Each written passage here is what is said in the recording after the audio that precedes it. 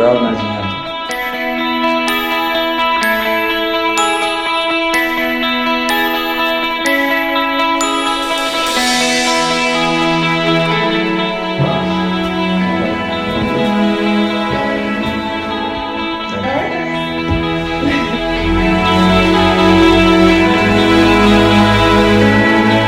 This is Darrell Najee.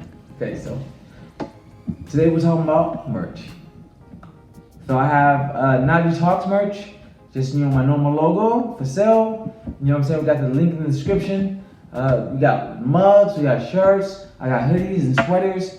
You're gonna see me wearing these from continuing on. May not be any certain episodes coming up, earlier ones, but as they go on and as I do my midweek rants, you will see them. And so if you would like to purchase them, please, it's a description. The link will be in the description, and please support as much as you can. Thank you very much. Welcome. I'm Darrell Najee, and this is Najee Talks, where I discuss said topics with people under the umbrella of lifestyle. Have them come on the show, and we talk about it just for you on the camera. All right. So today we have Steve Hartfield. Welcome, Steve. Hey, good to meet you. Go on, tell people about yourself. Well, to begin, I'm a U.S. military veteran. I've served in the United States Air Force for about 6 years now. And when I came to Los Angeles, I came with an engineering background. And so at the time I was here, day job as an engineer. I work on satellite systems. But then once I got to Los Angeles, I got involved in ministry. And so I minister in Inglewood, California, a church called New Mount Pleasant Baptist Church. I've been doing that for about 1.5 years now. And then during the time where I joined the military, became a minister, I decided to go to USC for graduate school to get my MBA. Okay. And essentially, I went there to be able to learn more about my military leadership, as well as be able to open myself as an entrepreneur. Yeah. Then after that, I decided, okay, I want to start a book. And the book came about being a spiritual guide for people within 18 to 35 age range. And so when I developed the book, it was a culmination of my military experience, my spiritual experience in the ministry, as well as all the entrepreneurship lessons I learned while being in Los Angeles, networking, connected with some very influential people. And so the book title is called The Seven Navigators. And essentially the Seven Navigators originates from the Bible. It's Isaiah 11, and it talks about the root of Jesse and the branch of David, which is the encompassing character of Jesus Christ. And so there's certain force in our life that draws us to either the best quality life possible or draws us to a path of destruction.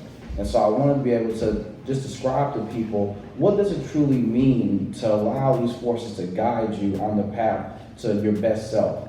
And so the Seven Navigators talks about wisdom, understanding, knowledge, counsel, might, fear of your creator, and the spirit of your creator, which is the encompassing force of love as we move forward into our lives to make new decisions and go through new journeys.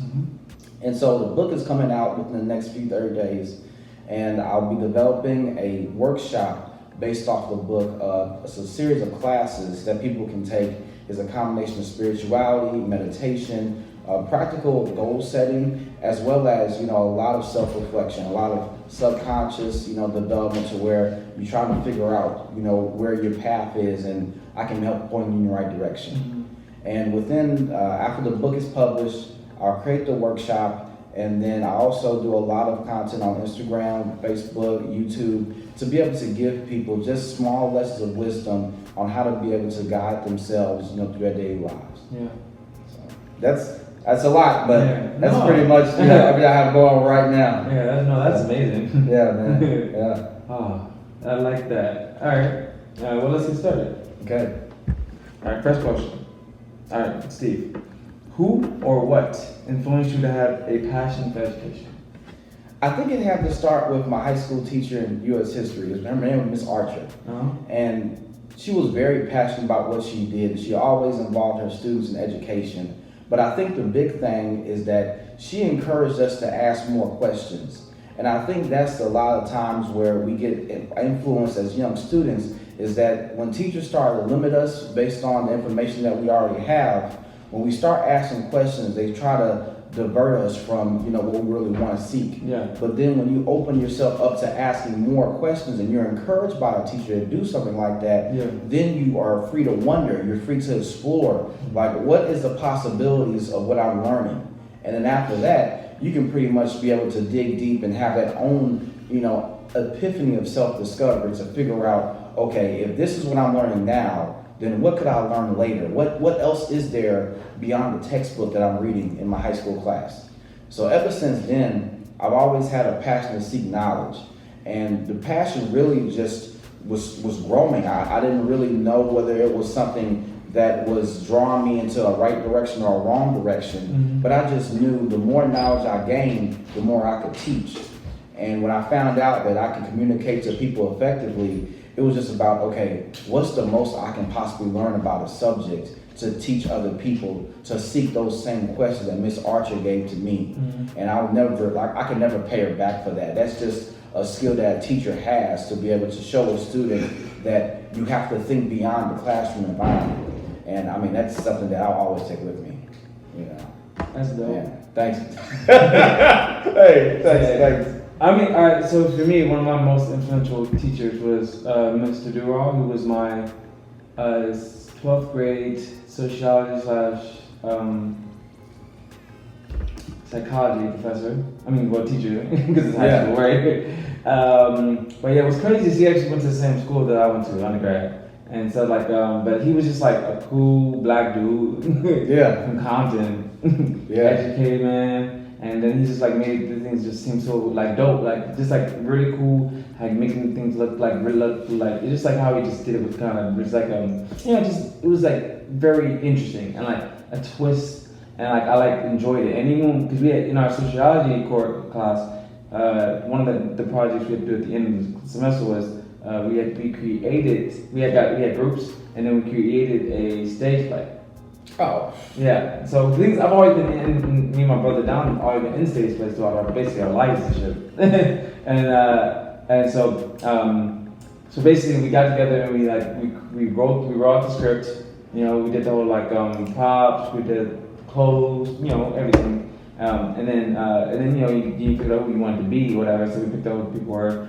Turned out to be I ended up being one of the main guys in the story, because like our story was basically about 3 young men that were friends in like freshman year, and then you know things change in their life, and then they eventually separate or whatever. So you get to see that development. I mean, the thing is, it's like a high school setting, so it's like kind of like, you know, when the other students were watching it, they understood, because there's like everybody in there, because there was like girls in there too, of course. So it's like so many different people in there that somebody actually most likely related to that person. And so they're like, oh, that was me, you know, or that's still me, or whatever, you know. So it was like really interesting to be able to do that, you know. But yeah, so I actually wanted to be.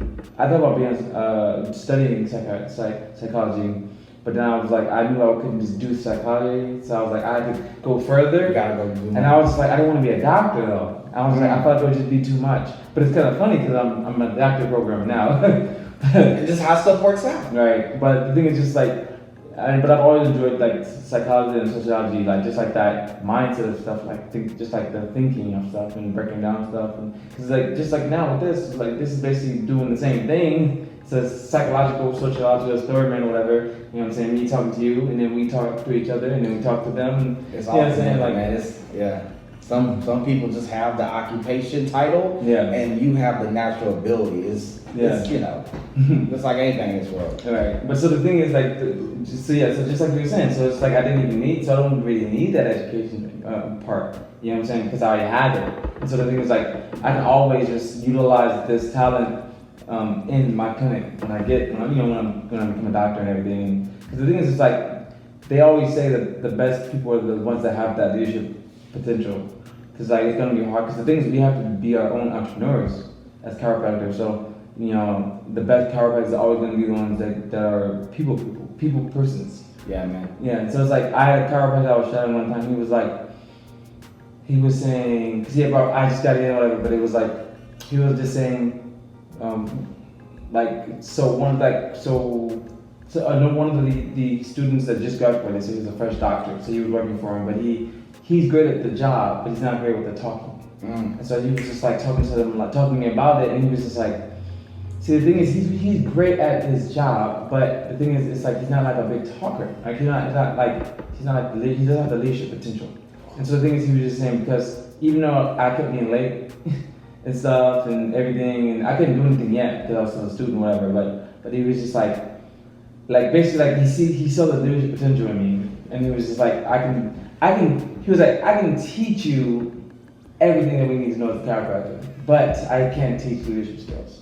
So he was like, if you have leadership skills, then I can teach you everything else from that.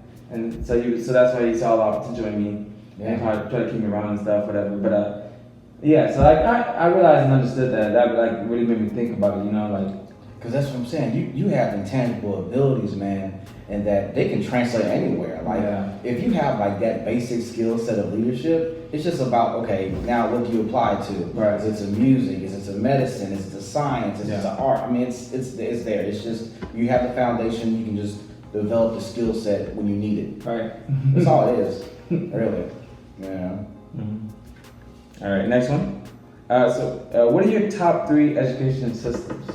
Man, so I'll tell you this, that I truly believe that as my life evolves, that my view of education begins to change with it. Yeah. And so when I was first going through, the public school system, I truly thought that private school education was something of an elite status because if you think about the history of schooling, you have the 4th and 5th century BC where the Greeks actually started the schooling.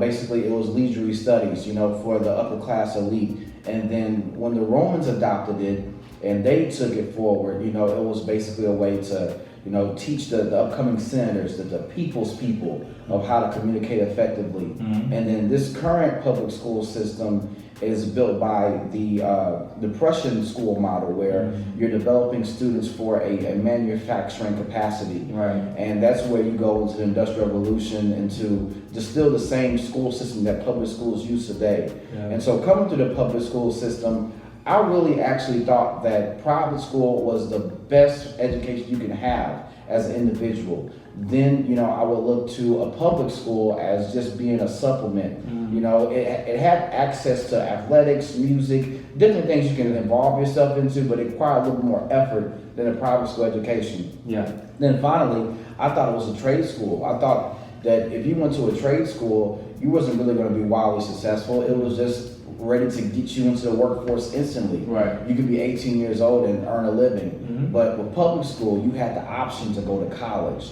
And I think, between public and private school gave you the most immediate access to college. Public school will take a little more effort, but you can still get there. Yeah. And trade school is a whole separate, path. Yeah. Now, in 2019, I've reinvented the way I see education because now I see the value in not teaching people facts or figures. Mm-hmm. You're teaching people how to learn.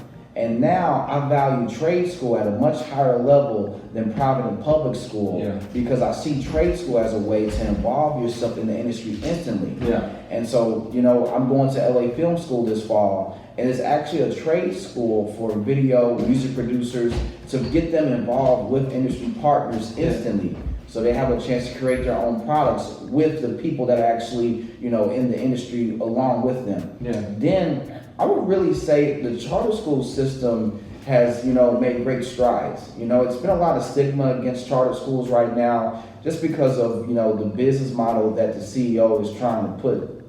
And they have a disconnection from the students. Yeah. And so a lot of that, really goes with maybe that whole just trying to be able to have a revenue model that, is more efficient than public and private school. But still, there's a lot of room to grow for it. And I feel like that, from a charter school standpoint, that there's going to be a lot of battles that they have to fight and that they're going to have to be able to figure out what is a good balance between the quality of education and the dollars that are coming in.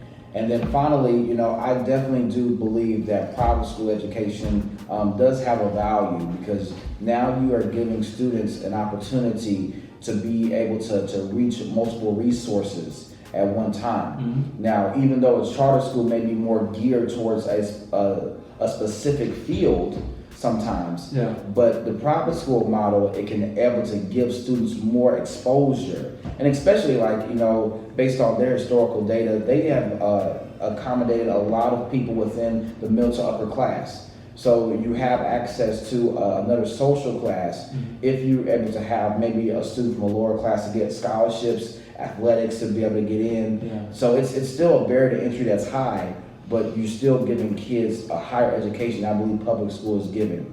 But in all fairness, you know, each has their pros and cons.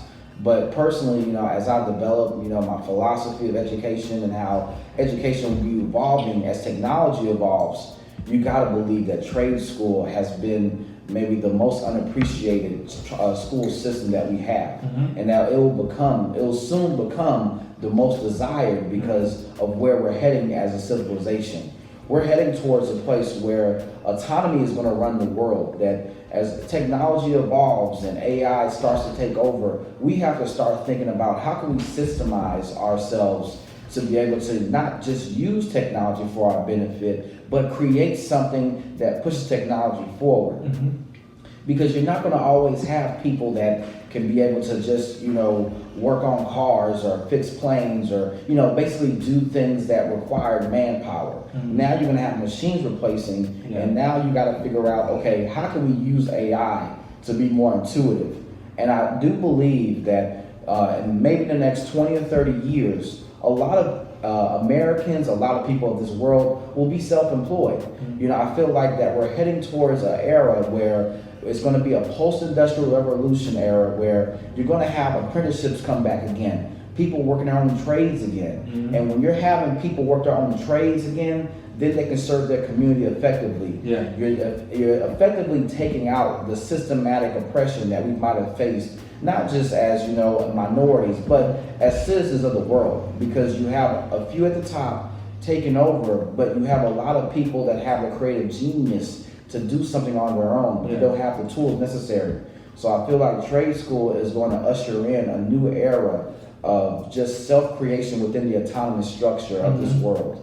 So it's a lot, but I think if you can understand the fact that people will be encouraged to learn more in the future, then they have to be able to take responsibility for their education. And trade school is a way to where you can get people involved in the learning process sooner by getting them hands-on with what is actually working in the market, what is actually working in the industry as far as, you know, electric, HVAC, music, film, even landscaping. Like what works and what doesn't work. Where education stops with textbooks and, you know, tests and standardized, you know, curriculums, trade school can be able to change as the industry changes. And so now we're having a situation where as industry changes, schools are not keeping up. So now trade schools will be most desired, not just because they are in the industry, but because they have the ability to grow, like they have the ability to be flexible within its structure. So so just to go back on just like talking about the public school thing. So you know, like during like the Industrial Revolution era, there was basically public school was trade school, and so like everything that you needed to know and learn for the job was in the school as you were learning it, and so like that's what made jobs so much easier back in the day, you know. And then I mean I don't 100% know like why it happened, but you know, but now we're in the part where they took all that out. And so like all we learn is basic stuff. And the thing is, like, high school's not good enough now because there's no trade there. But we barely got our music anymore. So the thing is, and that's what makes it worse, because the thing is, if we still had trade, you can do something out of that. But you can't with nothing. Nobody knows anything coming out of high school nowadays. Like even I went to a magnet school, and it's like the only thing we actually like got experience, of course, was, you know, like hospital stuff, so medical. We were basically like pre-med students, basically. But besides that, though, we couldn't just do stuff when we got out. You had to do something else and go somewhere else. Nobody did nothing. Because anybody else that did basic stuff, it was just a regular job. I know, man. Like you have to understand that it's all connected. That, you know, there is a reason why they decide to take home ec out of public school, or we don't learn about, you know, personal finance, or we don't even learn about mechanics anymore. I remember that we used to have mechanic shops and woodworking shops in the schools. But when they remove those things, now they start to really give students a limited number of options on what they can do. Right. And now you're creating a narrative that tells students and parents that you have to go to college to be successful. And that's far from the truth. But the thing is that when you remove the tools out of the toolbox, then you're forced to work with what you have. Yeah. And if you only work with what you have for 20 years, 30 years, 40 years, 50 years, then you think that those limited number of tools is the correct way to build something. Right. And you're forgetting the tools you left behind are needed as far as the total package. Because you can't have kids growing up and not learning about personal finance or just, basic skills that are outside of the academic coursework. Because then you start having the increase of debt. Yeah. You start having, financial problems with families at the home. Right. And it all starts at home. Right. The personal finance of a family, of the collective family, is what drives this country. Right. And so if people are not understanding the value of money, then they're not understanding the value of education, because they think that they should go in debt so their kids can have a good education. You don't have to go in debt to have a good education. Yeah. You just have to be willing to do something outside. It's unconventional to receive your education. But all we know is college, graduate, get a job, retire, and then live off your pension, which is that's a model that doesn't exist anymore. Right. It doesn't. And I'll tell you this, man, I think the thing that started changing, that I started noticing a difference, it was just like around maybe 06, 07, you always would see people work at Walmart, right? Yeah. But then all of a sudden you start seeing people get older, and the older people start working at Walmart. Yeah. And I started seeing older people working at McDonald's. Yeah. And then I was asking, and then of course, because of what happened in 2008, they have to go back to work. Yep. And now you have generations of people working together, and because they're all in the same financial situation, because they wasn't taught what it means to be financially sound, because the school system has taken away the core of our intelligence by taking away our introduction to the world. Because we can learn math any day of the week. That's that. But I've yet to use calculus in my professional career. Right. Like, do I really need that, or do I need something tangible, something that I can apply today? So. Yeah, and then even with undergrad education, it's just like, it's kind of rough, because most of the majors aren't even big, are big on it depends on, I guess, because engineering is always going to be a good one, but what else? Because I was my major was clinical laboratory science, so I lab technician. But the thing is, that job really wasn't much of anything. It was low wage, it was just a little bit higher than somebody else or whatever. And it was kind of fun because, the people. So when I was doing my internship at the labs, before I graduated, there was people that just went and got their certificate that was working there, and it was so why am I going to school for 4 years for this? I'm telling you. It was what's the point? And then so it was this is, and it was just an assembly line basically, because everything is machine now. Why did we learn this in school just so we can come here and just put it into a machine and be done? And that's the day. We just put it in machines all day, and the only time we do anything by hand is if the machine breaks. Yeah. Or I know my finding in a blow or something like that. That's it though. And so besides that, it's nothing else to really do but sit there and let the machines do everything, because that's all we have now. Yeah. And so I'm just this sucks. It's like a assembly line. It's like being at the warehouse all over again. Imagine what's that doing to your self-esteem. Right. Because you feel meaningless because you're doing something that anybody can do. Yeah. There's no uniqueness about your job. And a lot of people feel the same way.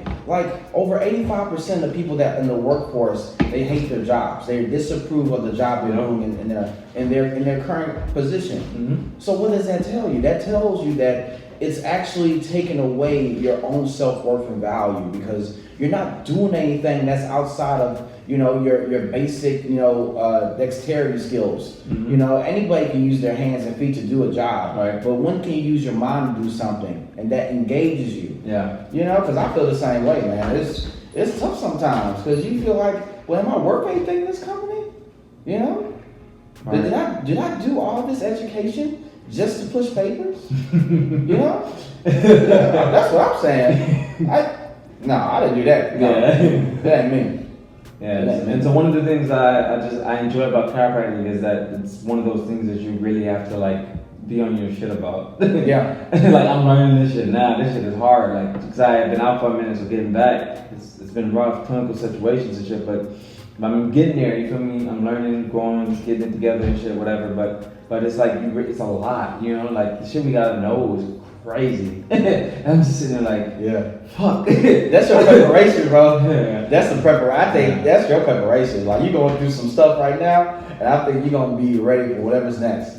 Yeah, I'm definitely. Yes, I know. Like I can't relate, man, because I know medicine is such a technical field, and you have to have a lot of knowledge at once to perform high. Yeah. Man, but I can tell you that I can imagine being in a stressful environment that is building you. Mm-hmm. Like outside looking, no matter what you're doing, whether you're an MD all the way to physician assistant, you're building towards something. You just gotta hang in there, man. Yeah. That's how I see it, though. Because that's out of all the things that's going on in my life, that's the only shit that's not going the best. So, So I'm like, you know, life is never perfect, so you can't expect everything to go well. Something has to be fucking up right now. It has to. If you don't have a problem, that's a problem. Right. You know? I was bored. I was bored trying to make a whole other business. I got the time.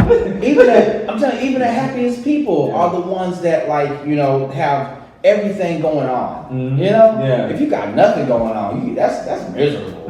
It's miserable, bro.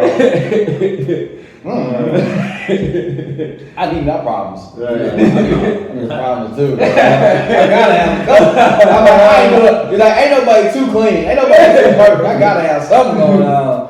Dude. Just like they say, if you ain't got no haters, you ain't doing it right. You ain't doing the right thing. You ain't doing the right thing. Man, bro. Alright. Telling you though. Alright, so just from the education system that you were talking about before, how have they affected your lifestyle? I gotta tell you that when I first started pursuing my own path as an entrepreneur, education, at first it taught me that I had to know a lot to do a lot. Mm.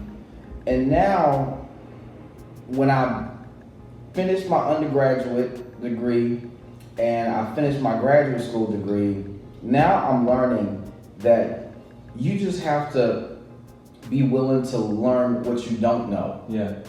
And I think that's the big thing that's changed in my life choices is that now I'm living life based on my feelings, my intuition, on what feels natural to me and my skill set and my strengths and my abilities. When before I was making life choices based on what I could get, based on, okay, I need to check this box. You know, how many boxes can I check? And what is the occupation or what is the project I can work on that I can check the most boxes with to make the most money, to get the most status, just to be that person that has it all going on, right? And I gotta tell you, man, I think as education starts really teaching me a lesson, because it's not about just, you know, school. Education is not school. Those are two different things. You can get educated on the streets of Inglewood.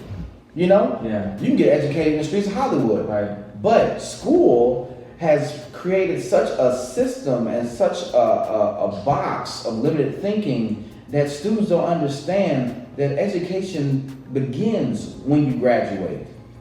It doesn't start while you're in school. Like the education, because you're learning how to learn. And so most people, you know, they might read one book a year. Yeah. You know, the average American reads 1 to 2 books per year. So I feel like that as I start learning more about education, my life choices start to lead me towards more an intuitive research. I want to be able to look into how I can be able to create a faith-based charter school system. And I want to be able to have a trade school, adult school component, as well as student mental health, as well as athletics, music, and an ROTC program in one house.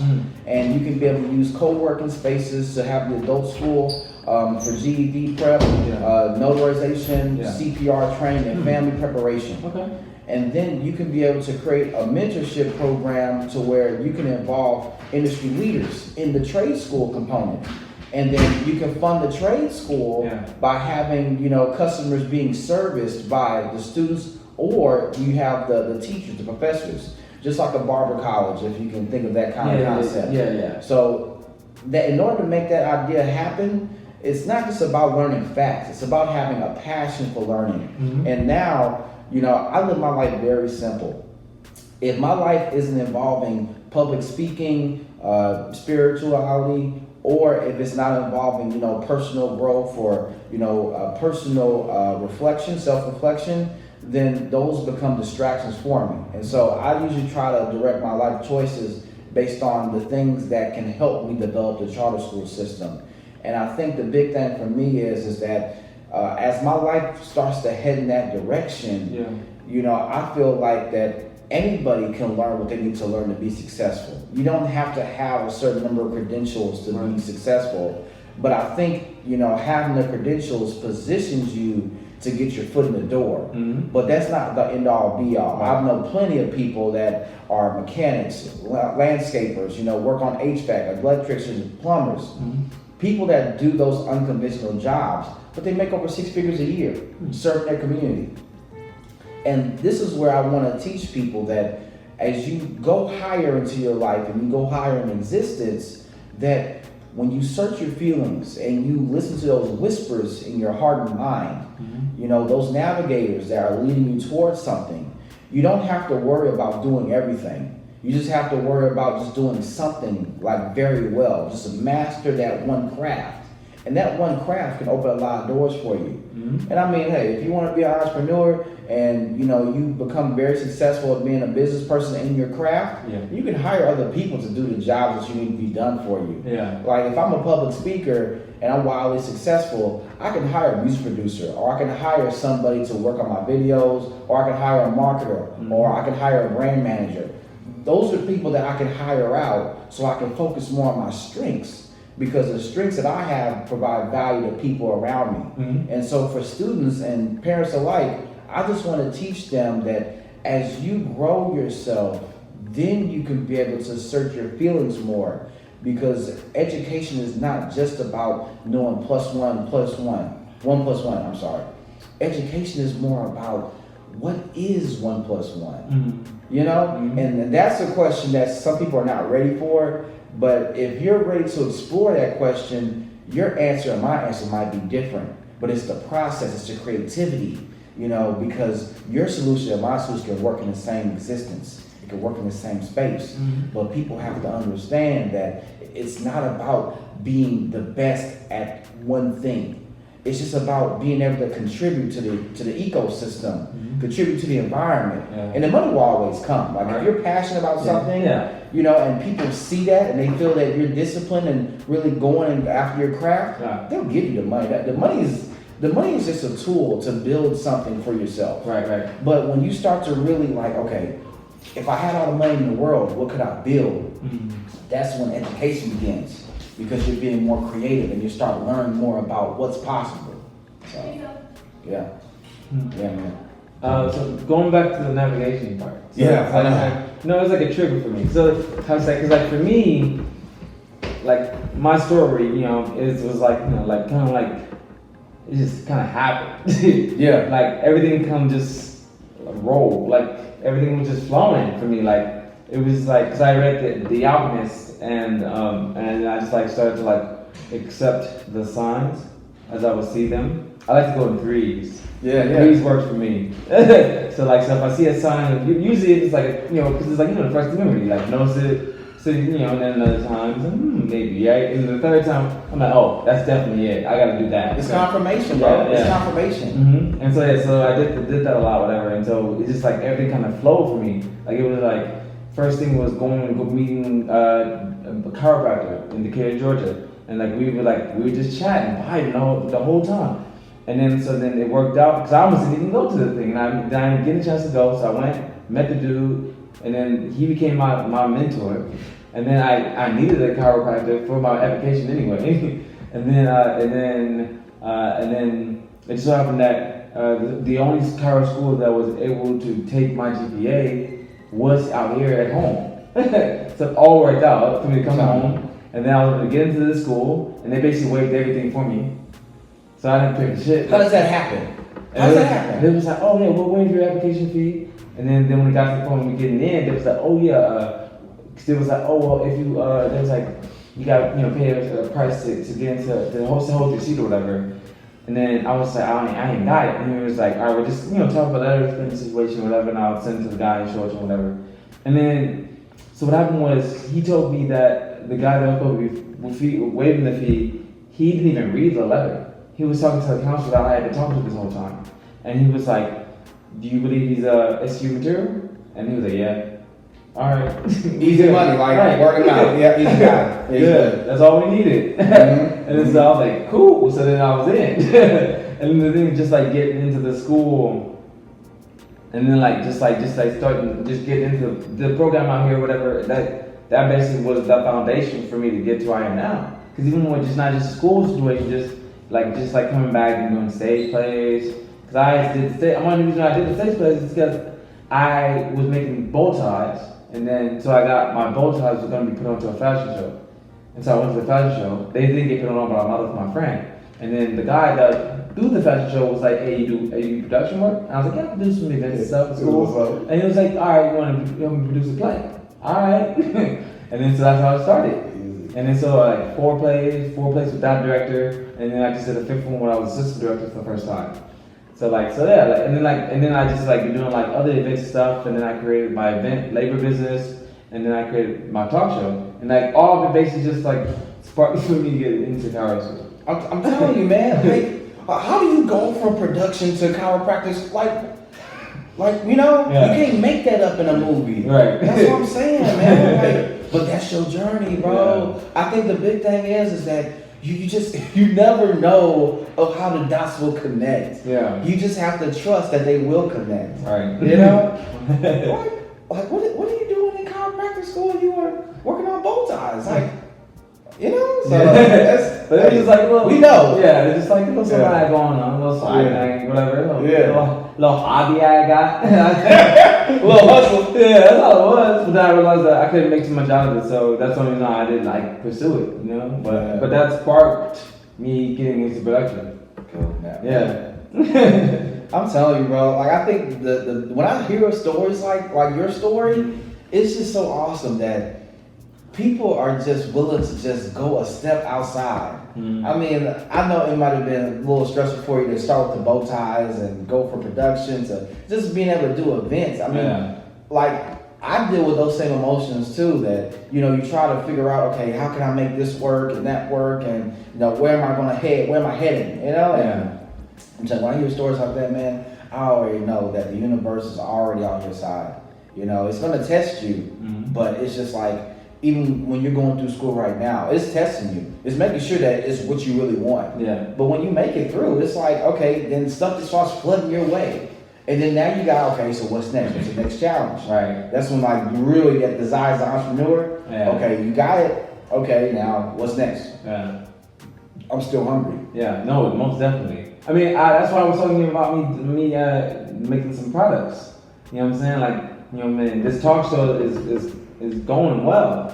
It's booming. People loving it, you feel me? And then so thinking about making some good old product, that people would enjoy to wear or whatever. So I think that would be really dope, like hats and sweaters and shirts and stuff, That's a logical step too. That's nothing that people can expect that because they okay, you already are doing something that is brandable. So why not have shirts and it's because now people can just see the talk show before seeing the talk show. Mm-hmm. You know what I'm saying? It makes sense to me. It makes sense to me. Just working on it, just trying to get this shit to, it's just really I'm excited about it.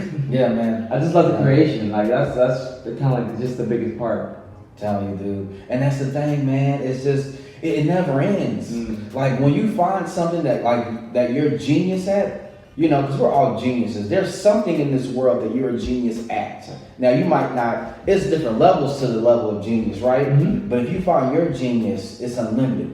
And I mean, if you're you're either starting into your niche, or you might just be able to you might be knee deep in it. I don't know. I mean, you know what I'm saying? Yeah. But I feel like, you know, when I hear you talk about your creative ideas and stuff that you're actually doing, I'm like, bro, you're gonna have another idea tomorrow, the next day, because it keeps coming. Yeah. You know, and then, you know, just like me, we have to start figuring out, okay, what projects can we do that is going to give the most benefit, or what projects can we do that will help the most people or whatever. Right. Because now you're going to have so many ideas and so many different projects that you want to do, but we only got 24 hours in a day. Right. You know? So, but then, you know, you might want to delegate. Like maybe if you find people that are in the same creative space as you, hey, you know, I got a great idea and I know you can do it because you think like I think. Yeah. You know, that kind of stuff. But I mean, as far as you, everybody, me and everybody else, you only got 24 hours, dude. It's like you can't do everything. Yeah. I mean, even for me, it's just like I kind of like, even like, because as of right now, I like to, you know, I like to have like control over a lot of the stuff I'm doing with the show. But then like just everyone was just talking about, oh yeah, like have your brother do editing, just teach him. And I'm like, I don't even know, you know, like.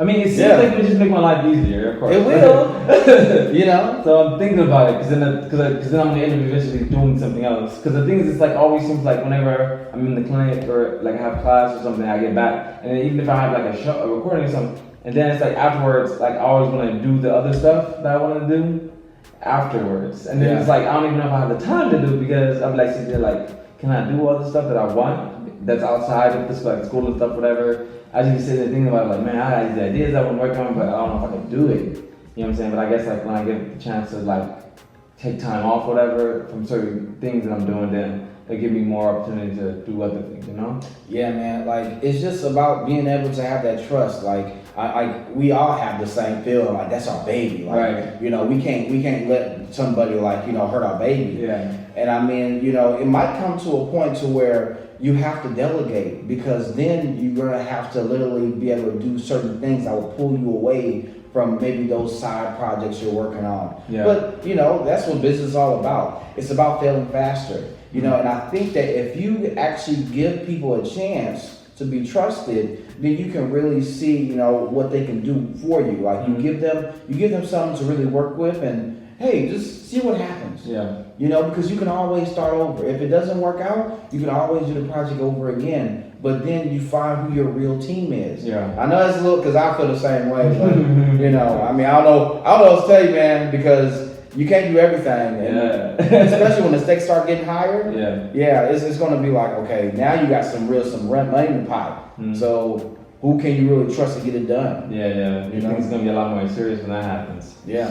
Man, just like, but okay, I get you saying. I just gotta put more trust in other people, because I'm trying to build, you know, because even just besides just doing the show, I'm thinking about creating a poetry book. Okay. Like a collection. So I was like, so I know a lot of people that do poetry, me, my brother, and then some other people I know, and so I was like putting them together, and I was like, okay, let's do like a collective of poems, and so it's basically gonna be like about like, you know, young black men in America.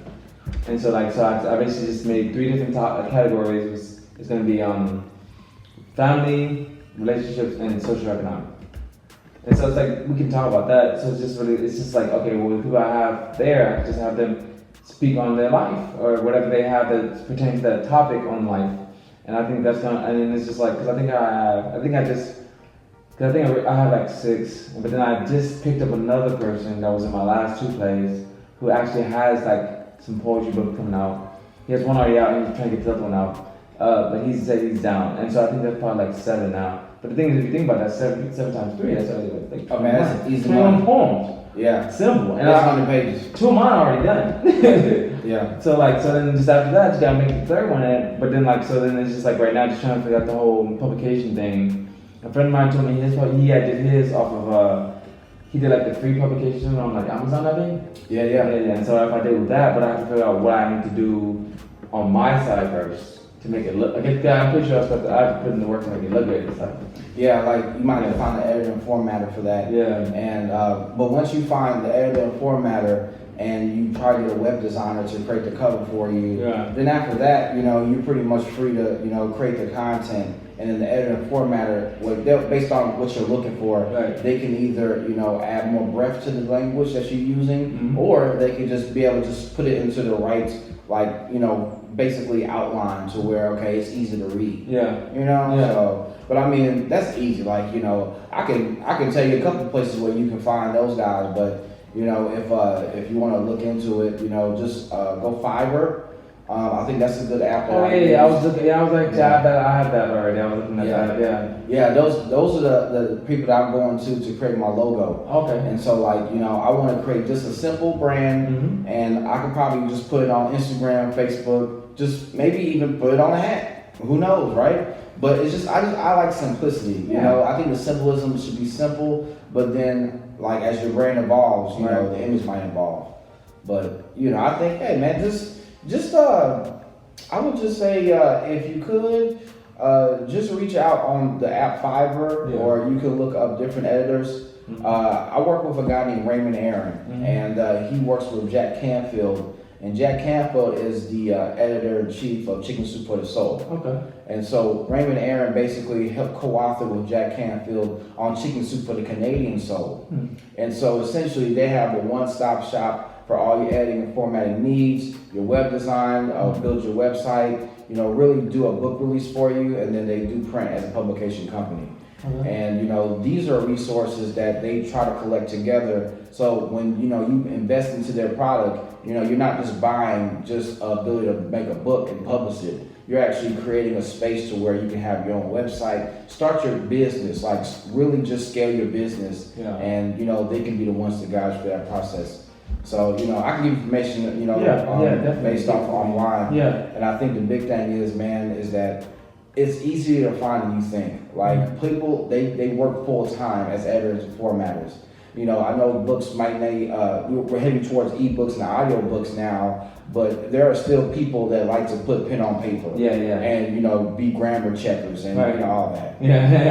That's not my job. I know it's your job, but people like to do it, and I let them do it, and let me create, and you can figure out the rest. I mean that's the thing. Everybody has the thing, and that's important. It's kind of hard for you to do it yourself if you don't know what you're talking about, what you're doing, Best to give it to the person that's expert, that's really good with that shit. Yeah, dog, because it's just that's a full-time job in itself. Imagine sitting behind a computer screen looking over people's books, people's creations, and you're responsible for making sure the grammar's correct, the words flow together, and that it's in the basic format so it can all fit into the book within maybe 100, 200 pages. That's, I would just say that's in itself is a stressful job, because it has its own uniqueness and what you have to do for it.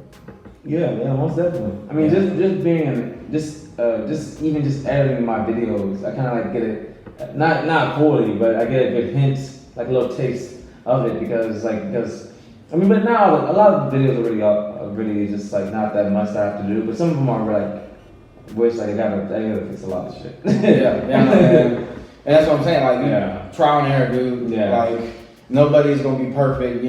Trust me. Even the professionals, they gotta go back and change their work. So don't even worry about it. Yeah, man. All right. So next question. All right. So which education system have you chosen to implement in the sermons that you preach? Man. Okay, so I'll lean more towards, man. Is homeschooling a system? Yeah. Would you consider that? I mean, is that I consider the option. Okay. Yeah. Okay. Now I say homeschooling because usually in a typical homeschool environment, the parents would be the instructors for the children, and then they'll connect the kids like the household with a network of other households together to create that homeschool system. And so now they've even like really done a lot with homeschooling to where they have created districts to where you can have your own self-curriculum. And then, of course, the parents will be the ones that will implement the instruction, and the students will have to eventually take some kind of testing to either graduate their high school component or their college component. Yeah. So I say that to say this, that when I preach to people, I do what you call prophetic preaching. And basically, I teach the Word of God to people, and based on the Word of God,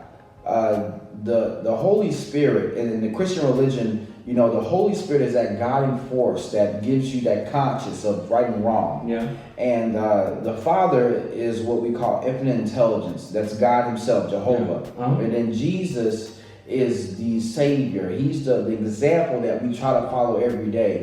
And that's where, in spiritual means, you're trying to be the best version of yourself because you're trying to be the embodiment of love, which was Jesus.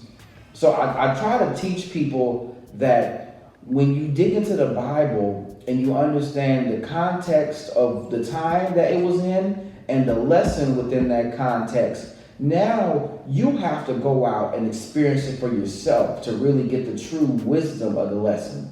And so I'll give you an example. There was a story where Jesus was talking about a parable where a man was working for a contractor. It was, I guess he was owning land. And so the man paid his worker in the morning a certain amount. But then the worker worked the whole day. And then another person came in to work the same land, and the owner, he paid him the same amount. And so the worker that worked all day was wondering, why did you pay that man the same price you paid me? I worked here all day. Yeah. And so essentially, the worker told him that, as a paraphrase, that you should be grateful that I paid you, and it shouldn't matter what I paid the other man.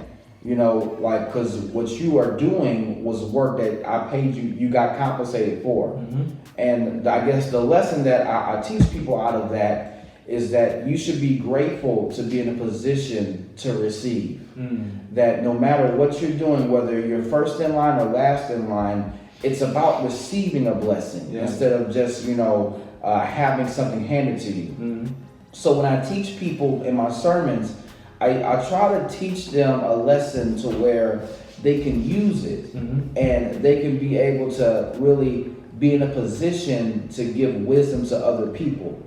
And the way that I do my sermons, I start with the lesson, I talk about the biblical context, and I go into that prophetic preaching because I'm trying to give you practical advice on what the scripture is saying and how you can apply it in 2019. And I think the tie-in with homeschooling is that, a teacher, the parent, they can teach their kids instruction at home. But now it's up to the kid to have enough discipline and enough self-integrity to be able to apply that lesson in whatever form that, is required, right? Because, there's no bells, there's no, typical lunch schedule. It's just sit down, instruction, and now you have to take it in and have enough discipline to implement it, for whatever testing that comes down the road. And for a Christian, it's very important that you understand the lesson now while I'm giving you the sermon, because when the test comes, there is no instruction, there's no teachers or bells, or there is just you and the lesson. Whether it's a lesson in greed, whether it's a lesson in vanity, whether it's a lesson in lust, the lesson will be there and there'll be nobody to grade you. And so I talk about, I encourage you to do your own self-learning. I'm the kind of person where I like to discover what is the connected, what's the connection between Christianity and spirituality? What, especially in today's world, a lot of our generation, Gen Y, they're leaving the church. And so there has to be a new way to deliver the same message. because the guys from the 70s, 80s, 90s, they're not reaching to our youth today. Yeah. So we have to have a new type of preacher. We have to have a new type of missionary that teaches people that connection between Jesus and infinite intelligence. And I think, you know, I try to combine the two into my sermons, but you have to respect the religion for what it is, but you also have to respect the universe on what it creates around us. Yeah. And I try to tell people that, you know, your creative nature is the embodiment of God, and whoever you believe in, it doesn't have just to be God, Allah, Buddha, whoever you believe in. Yeah. You have to know that it's a creative force that made you here. Yeah. And that you have that same ability to create something out of it. But now it's up to spirits like myself and maybe even you to be able to tell people that this is the truth. Now, this is how you apply it. Because we can always, you know, encourage people, motivate people, and hoop and holler like till, you know, the dogs come home. Right. But then when people leave the church, when they leave their spiritual center, their spiritual place of worship, how can they apply that lesson? How can they apply the emotions they felt? How can they apply the ideas they had, the epiphanies, the spark of inspiration? How can they apply it? And I like to teach people like homeschool, because I give you the lesson, I tell you how to apply it, and I encourage you to do your own self-discovery, to go through the lesson on your own and get the true wisdom. And the wisdom, it might even be beyond what I teach. You know, I might teach you a lesson on just discipleship, but you might really learn what discipleship is when, say, if you're trying to help somebody on the side of the road, and then, you know, basically middle of the night, and you don't know whether to trust this person or not. Right. But you just have that, it's a feeling like I should help this person because it's the right thing to do, and not because of the religion that I'm in or because of the universe will pay me back for it. It's beyond those things. You know, it's all coming back to us, but we have to think beyond of the reward mindset. Like we should do something as a good Samaritan to get reward. No, it's about teaching people of how to learn wisdom and to apply it just because of who they are, just because of, you know, that is you. You know, when you help somebody, that person is you. Yeah. So it's heavy, but no. Yeah. No, you're definitely right. So going back to the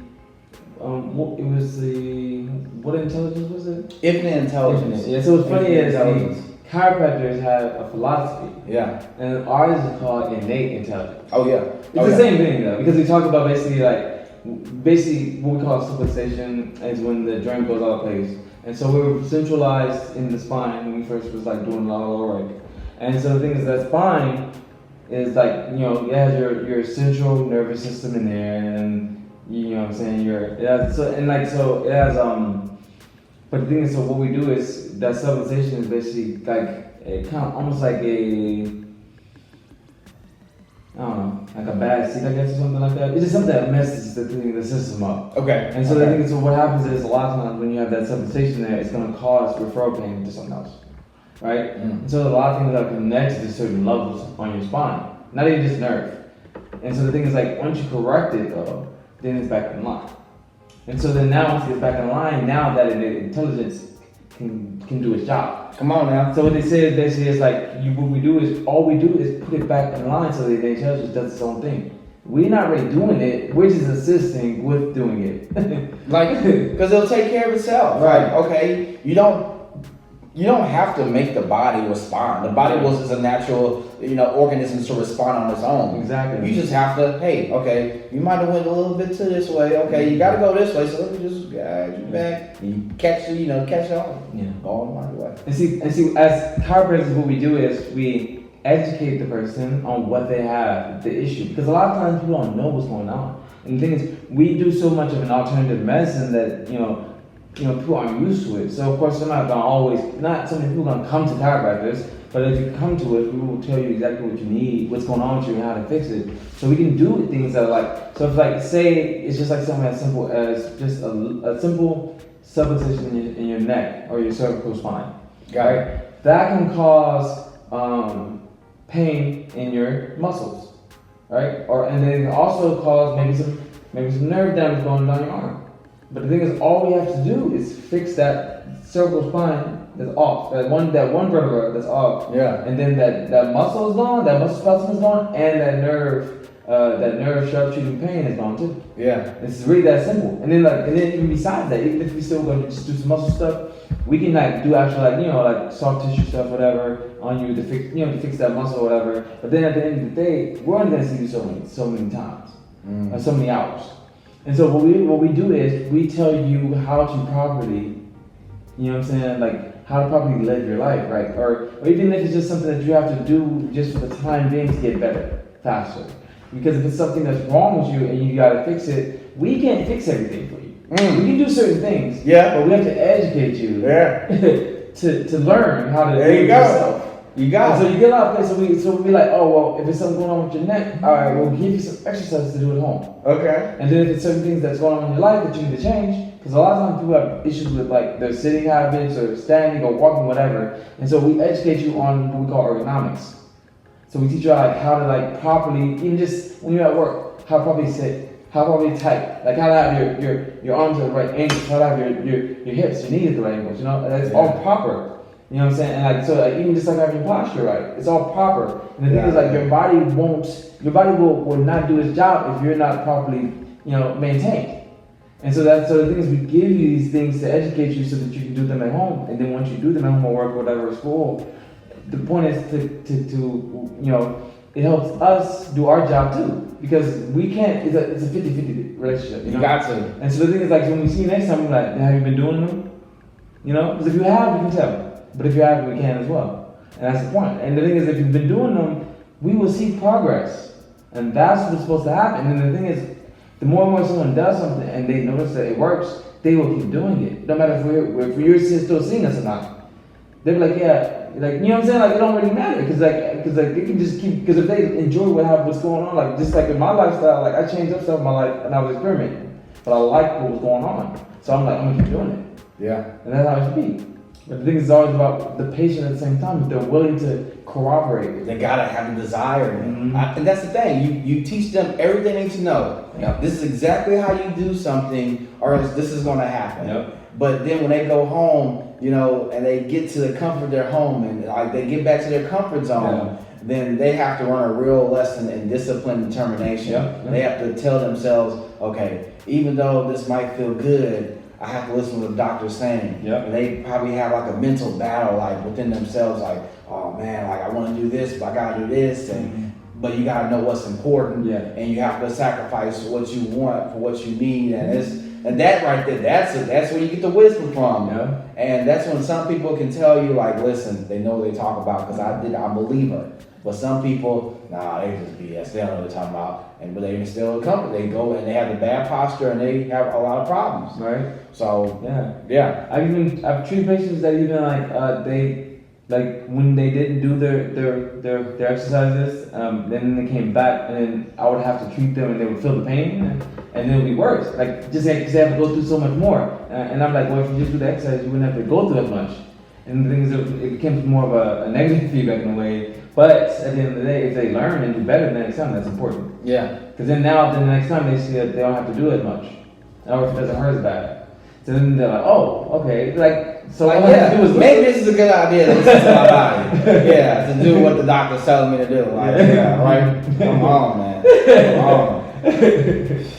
Man. I feel like sometimes people are just so scared of doctors because of, we can go, that's a whole another story when we talk about the medical history of this country. Yeah. But it's just the stigma is so strong with people that they want to go against everything educated doctor is telling them because they feel what they're doing is right. But because if it doesn't, they don't feel pain. Right. They don't feel any pain, or when they do feel pain, then we have to prevent it, as medical professionals. But then, for some people, they feel no pain until it's actually time to go to the hospital. Yep. And then, of course, they pump with pharmaceuticals, and the cycle continues. But this would never happen if you just decide to be preventative in the beginning. Yeah. First things first. Take care of yourself. Oh man. Because Because the thing is that just how they said you are what you eat, that shit is true. Yeah. Oh yeah. It's so true. Yeah. Like, I don't know if you feel the same way, but I definitely feel that the more I eat plant-based foods, like I just start thinking clearer and I start doing a lot more. I have more energy, and I this something might trip you out. I was eating plant-based for 2 weeks straight. I was doing basically a strict kale, banana, pineapple, and coconut milk smoothie in the morning. Then during lunch, I would eat a combination of lentils, sweet potatoes, greens, spinach, kale, and I would just eat like a light Italian dressing. Dinner time, I might have just a combination of either fish or I would have just a salad, right? Man, I got to a point to where I could feel people's energy walking into the room, And I think for some people that might be kind of way out to left field, but really, like, the better that you eat, it's like your body operates such a high level that, that intuition, your body, that intuitive nature of your body, it starts going beyond the physical and it goes to mental and spiritual levels. And I mean, man, dude, like, well, that's why people that eat right, they're so happy. They live a life of happiness because it's no thing that's slowing them down. They have the energy they need to run marathons and study so many subjects and meditate. And I mean it's awesome. It's awesome, dude. Right. You know it? You feel me? Like, you've only had 2 weeks, 7 years vegetarian. Jesus Christ. So it's crazy, bro. Yeah, I know exactly how you feel. So imagine, so once I got to the 6 months, that's when things started changing. It was just like a visual fog cleared from my eyes. Like I could see so much better. For some reason, I didn't even know it was there until it disappeared, And then it was like I had more stamina because I was running cross country at the time too, so I had a lot more stamina. My sleeping habits would, when I would wake up, I wouldn't have like that grease on my face. Yeah, I hate that. Yeah, so my skin is clear every day now. It's like so good. I don't even have to wash it if I don't want to, but I mean I'm gonna wash it. Yeah, But the thing is, like, if I wake up and just like I just like look, oh wow, like every day. Man. And then my memory is amazing now. Yeah. I remember so much stuff I can't even think. I didn't even know I didn't remember it. Memory is amazing. Like, dang. Okay. Yeah. Because I'm telling you, man, like, that's a feeling I don't want to let go. And, man, weekends happen. I think that's my big thing. It's just self-discipline. Yeah. When the weekends happen, you go out with friends, and especially like if you go to bars and stuff that. Okay, who wants a burger? Who wants a chicken sandwich? All right, well, let me get one with fries. So I think that's the big thing. Like, just that weekends is what makes and breaks me. But I definitely see the value in it. And the good thing is that now the majority of my diet is plant-based. So it's a step in the right direction. And I mean, I can't imagine, like, maybe 3 or 4 years from now, I might really be up to 90%, maybe even all plant-based. But, I know some people, that's not even a thought for them. But for me, I really think about, hey, I see the value that it provides people, so I'm going to start heading that direction.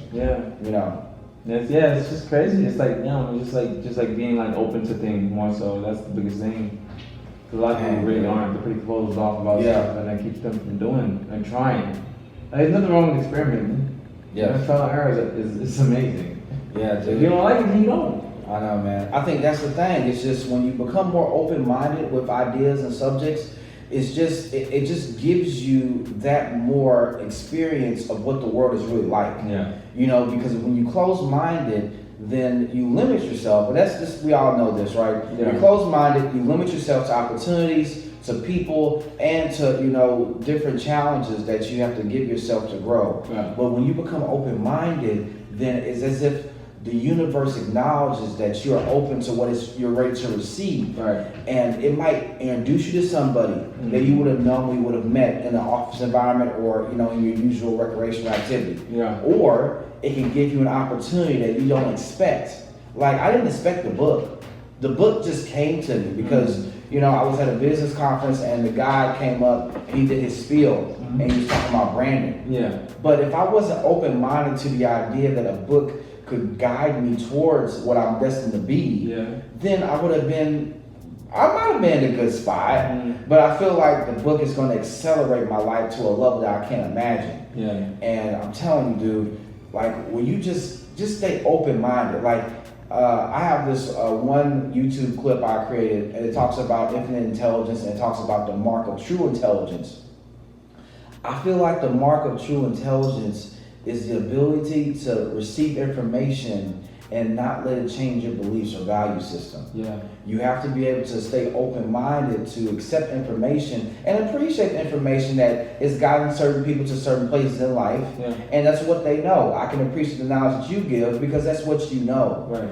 And if you stay open-minded and be able to be more in tune with your body and learn more about healthy eating habits and really just learn more about what it means to be like, you know, mentally and physically at your peak, then it's just like, that's when the world becomes unlimited. And it's just about, okay, if everything is at your disposal, now what do you want to put your time and effort into and what path you want to go? You know, there's a chapter in my book, it talks about, you know, cruising altitude. Now, when you're taking off on a plane, you know, there's a point when the plane has to pick up speed. And when it takes off, there's a point when you feel zero gravity when you're going up because of the altitude and the pressure and the drag and the lift of the plane. But when it gets up to 36,000 plus feet, then you're at a place to where there's little tension. You're still moving forward, and you may face a little bit of you call turbulence, a little shaky, but then you're at a point to where you can see everything from above and you can know where you want to go. Like, say for example, like if you're doing chiropractic medicine now, but if you had an opportunity to join a Grammy or an Oscar award winning cast, you know, maybe a music project or a movie, and you just say open-minded, like, you know what, let me just see where this takes me. Next thing you know, you're on the Grammys or the Oscars. Or, you know, you had a Grammy album and you won an Oscar because of it. Who knows? Like, it's crazy stuff, you know? But that's what I'm saying, man. You're right. Like, it's definitely being open-minded and really just like, just allowing your body to grow and allowing your body to really, like, you know, take in some good stuff and, you know, just get out your way. Get out your way. You know what I'm saying? Dude. I think one of the best traits that my mom basically rubbed off on me is not holding grudges. Like, I hated growing up though because she would like whip me and then say something nice to me or something like that. And I'm like, this is gonna hurt me more than hurt you. But even after that though, it'd be after the whooping, and then she would like talk to me about something that has nothing to do with what just happened. And I'm like, I don't want to talk to you right now. Like, I'm mad. But she's just acting like it didn't happen. Like, just like, oh, whatever. Like, so I'm like, Did she ever correct you? What do you mean? Like, after the whooping, did she ever tell you, okay, this is why I whooped you? Well, no, I knew before. I knew before happened. Okay, all right. I knew it was why it happened, but afterwards, she would like just like change the subject like it did. Like, well, I mean, like not like immediately, but like I would go in the room. You know how I go. You rubbing your butt the whole time, contemplating the situation, crying, and then she call you back in just to talk about something else that has nothing to do with what just happened. Like it didn't happen. So she's like getting mad at me. But you know you can't talk back, so I'm just like, okay. Dude, my mom would cook for me after that whooping. You know, and she could hamburger helper and stuff like that. But it's like you just forget about it. I'm like, well, I can't forget about it because I feel you know? So it's just like, dog, like, but, you know, I guess why do you think she just forgot about it? I don't even know. Honestly, I don't know. She got something else to do. It's stuff going on in the world. Really? Ain't about you. You gotta get you act right, and then after that, okay, I gotta do next. I gotta do something on the next time. But that does help though, because it's like that's kind of how I've been. Really, it's just like not really caring about things. Like, keep it just don't let things build. Especially negativity. That's the worst thing to let what am I trying to say? I'm not trying to say manifest, but I'm trying to say fester. Letting that fester, that's the worst. Bad news doesn't get better with time. Right. And it's really just I believe that there's good in everybody and there's a little bad in everybody. Mm-hmm. And the thing about negativity is that it takes a hold of you if you allow it to, like you said, fester. Because I was reading a book from the Dalai Lama, and it was just talking about meditative thoughts, as if, when a negative thought comes to your mind, you have to imagine that it's just like a bird fluttering through the sky. Right. That the bird is not going to sit and stay.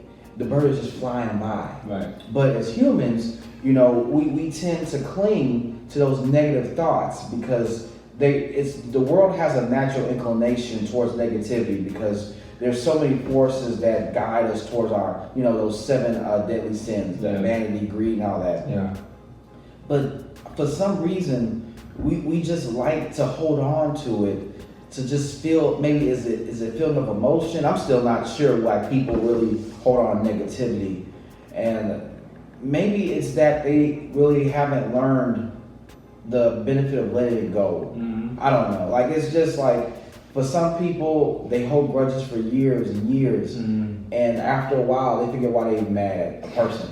And that's the worst part. Right. And that's how I've lost a couple of my best friends too, is that we've been mad at each other for years. And then after a while, I'll reach out to them on Facebook, or I'll like a pic or whatever. And then they'll be like, hey, what's going on? And then I wonder, like, do you remember why we was mad at each other? And I don't even know. And it's like, okay, all those years gone. Mm-hmm. And it's just like, well, what could have happened if we would have just said, all right, what happened, let it go, and really just think above that pettiness. Mm-hmm. But as people, especially today's technology-based, information-based environment, dude, it's just that negativity is so easy to gain access to. Like, you scroll on your phone and you see negative images every day, and you get desensitized of it, and you just get used to the negativity around you in your life, and you have no idea of what positive energy can do.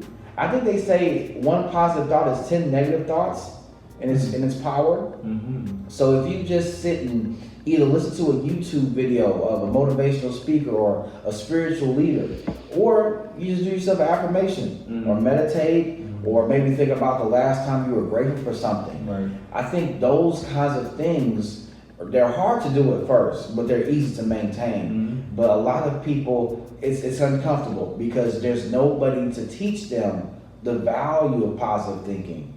And it's not like, you're going to be perfect, every day's going to be happy all the time and stuff like that. It's not like that. I believe that positive thinking is about choosing to stand up when everybody tries to tell you to sit down, or choosing to fight when life gives you a challenge, or just choosing to you do the high road, take the high road. Like, you don't have to get into a debate with somebody every time. Right. But the thing about it is that as a positive thinker, I think we have to have a higher level of education about our emotions and about our mental health. Yeah.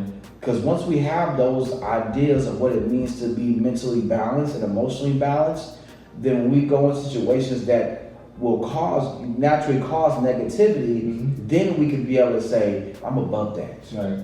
I don't have to be like that anymore. I don't have to live like that anymore. I don't have to associate myself with these people anymore.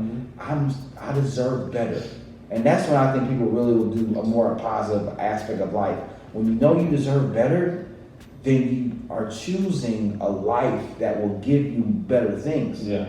But if you're like, no, I don't deserve that. I don't need that in my life. Right. Then of course you're gonna choose the thing that is gonna take you away from the path. Right. Yeah. So it's a lot for some people to comprehend. But I think if you're willing to be open-minded and be a free thinker, then you can say, okay, when you see something or a person or you get that vibe, right? You get a vibe, and you can say, no, I'm above that. I don't have to engage with you.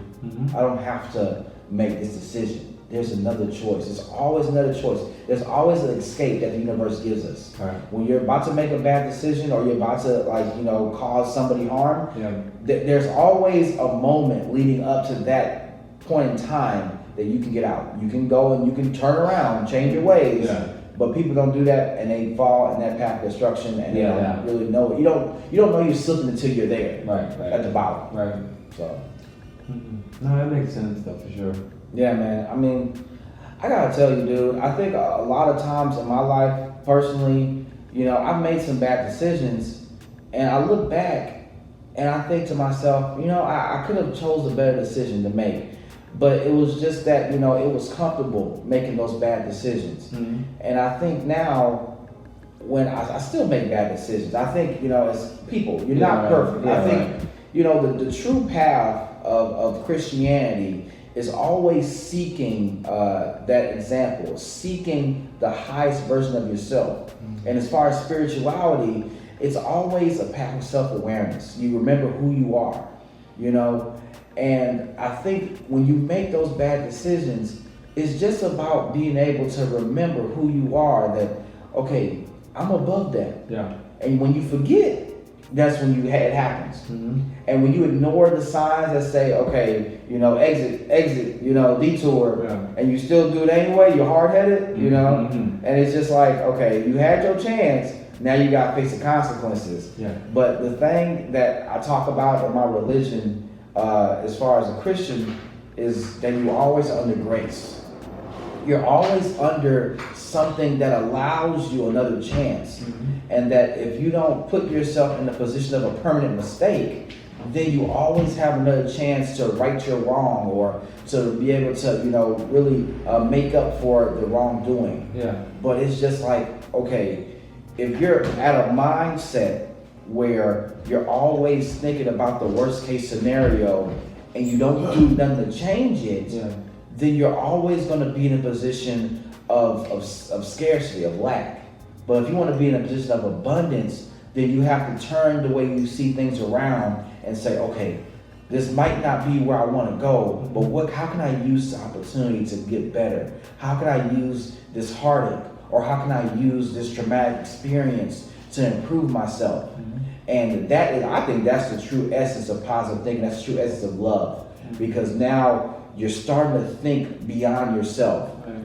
And then after a while, when you start turning life around, you start becoming an inspiration to people. Mm-hmm. And it's not about being a positive person all the time. It's just being able to look up when you're used to looking down. To look in the clouds, or look what's possible when everybody is looking at, okay, what's not possible. I can't make it because I'm black. I can't make it because I'm in America. I can't make it because I don't have the money. Mm-hmm. Okay, just because those things exist for you doesn't mean that's what's going to end your story. Yeah. You have the ability to create a new story for yourself, and you always have a chance to change the way things are going, change the narrative. So that's a lot. I know, man. No, it's fine. Okay. I say that because man, you got to be probably the few people that really gets me what I'm saying. Yeah. Because when I talk to a lot of people, they're learning about spirituality, they're learning about the law of attraction. Yeah. And I think you've been there for a while, especially if you've been playing with for 7 years. Yeah. You've been there probably longer than me. So I say that because it's a habit. Usually when I talk to people, they're like, "Can you explain that to me?" Or they're not there yet in their spiritual growth. And it's just like sometimes if you don't get it, you gotta just go out and just research. You gotta experience it. Because I can't show you your life before you live it. You gotta live it first. Yeah. Then I can help you with feedback. Right. But I mean, just like getting that to Kiki, it was just like so many different spiritual adventures and journeys that I had there, and that's what that's kind of what had manifested me into what I am now. Really. Cool, man. Yeah. So, but it's kind of hard. I mean, it's like because of course it's different going from there to a city area, coming back to Trey. I mean, so it's like, it wasn't, because I was like a real, I was becoming a, what is it? Describe it. I was just like very natural. Okay, all right then. But I had it basically. Okay. And then my girlfriend at the time we were both going through the journeys too together and stuff, just like, and then the thing is just like everybody was natural, and then even like my roommates and stuff was like into doing a lot, like just the spiritual stuff, whatever. So it was just like everyone was so open minded, and so it was like it made life easier. Even when I became vegetarian, my roommates, because they were really good cooks, they actually experimented and was like, oh okay, like because they cooked their own stuff and everybody else's stuff, but But then they would cook stuff for me on the side, like, oh, let me try this out. Like, you know what I'm saying? man? Like, what it tastes like, you know, like, So she was like looking for. Yeah. So I really was appreciative of that, and that's what made things a lot easier for me to keep doing what I'm doing. Like, yeah, man. I gotta tell you, like, I feel like just looking at you, man. I feel like just I don't know how you even got to Tuskegee. I think you told me this story, but I mean, man, like my experience at I went to Prairie View A&M. You know, it was more of an experience of survival for me. You know, but I think like there were people there that lived like your lifestyle of a natural plant-based life. But it's just, man, just like our stories were so different in college, you know. But now we're here. Like it's stupid, dude. Like I was at Prairie View figuring out if I wanted to pay for gas or food, dude. That bad? You know, like I was even. I've been like that before. I ain't gonna lie to you, bro. I've been there. I've been there. So it's just like sometimes I just kind of wonder, like, you know, what if I would have hung out with people that were at that spiritual level then? Where would I be at now? Because I saw them, you know, like, and you would notice them, but it was just so intimidating because their conversation were so high level that you felt like you were a stupid guy in the room. You know, like I was seeing a lot of the devout Christian girls and boys, and I started seeing a lot of those devout spiritual, you know, like women and men, right, girls and boys too. And I just kind of look in the sidelines, and I'm kind of thinking to myself, like, I don't know if I can with them, man, because they are way out.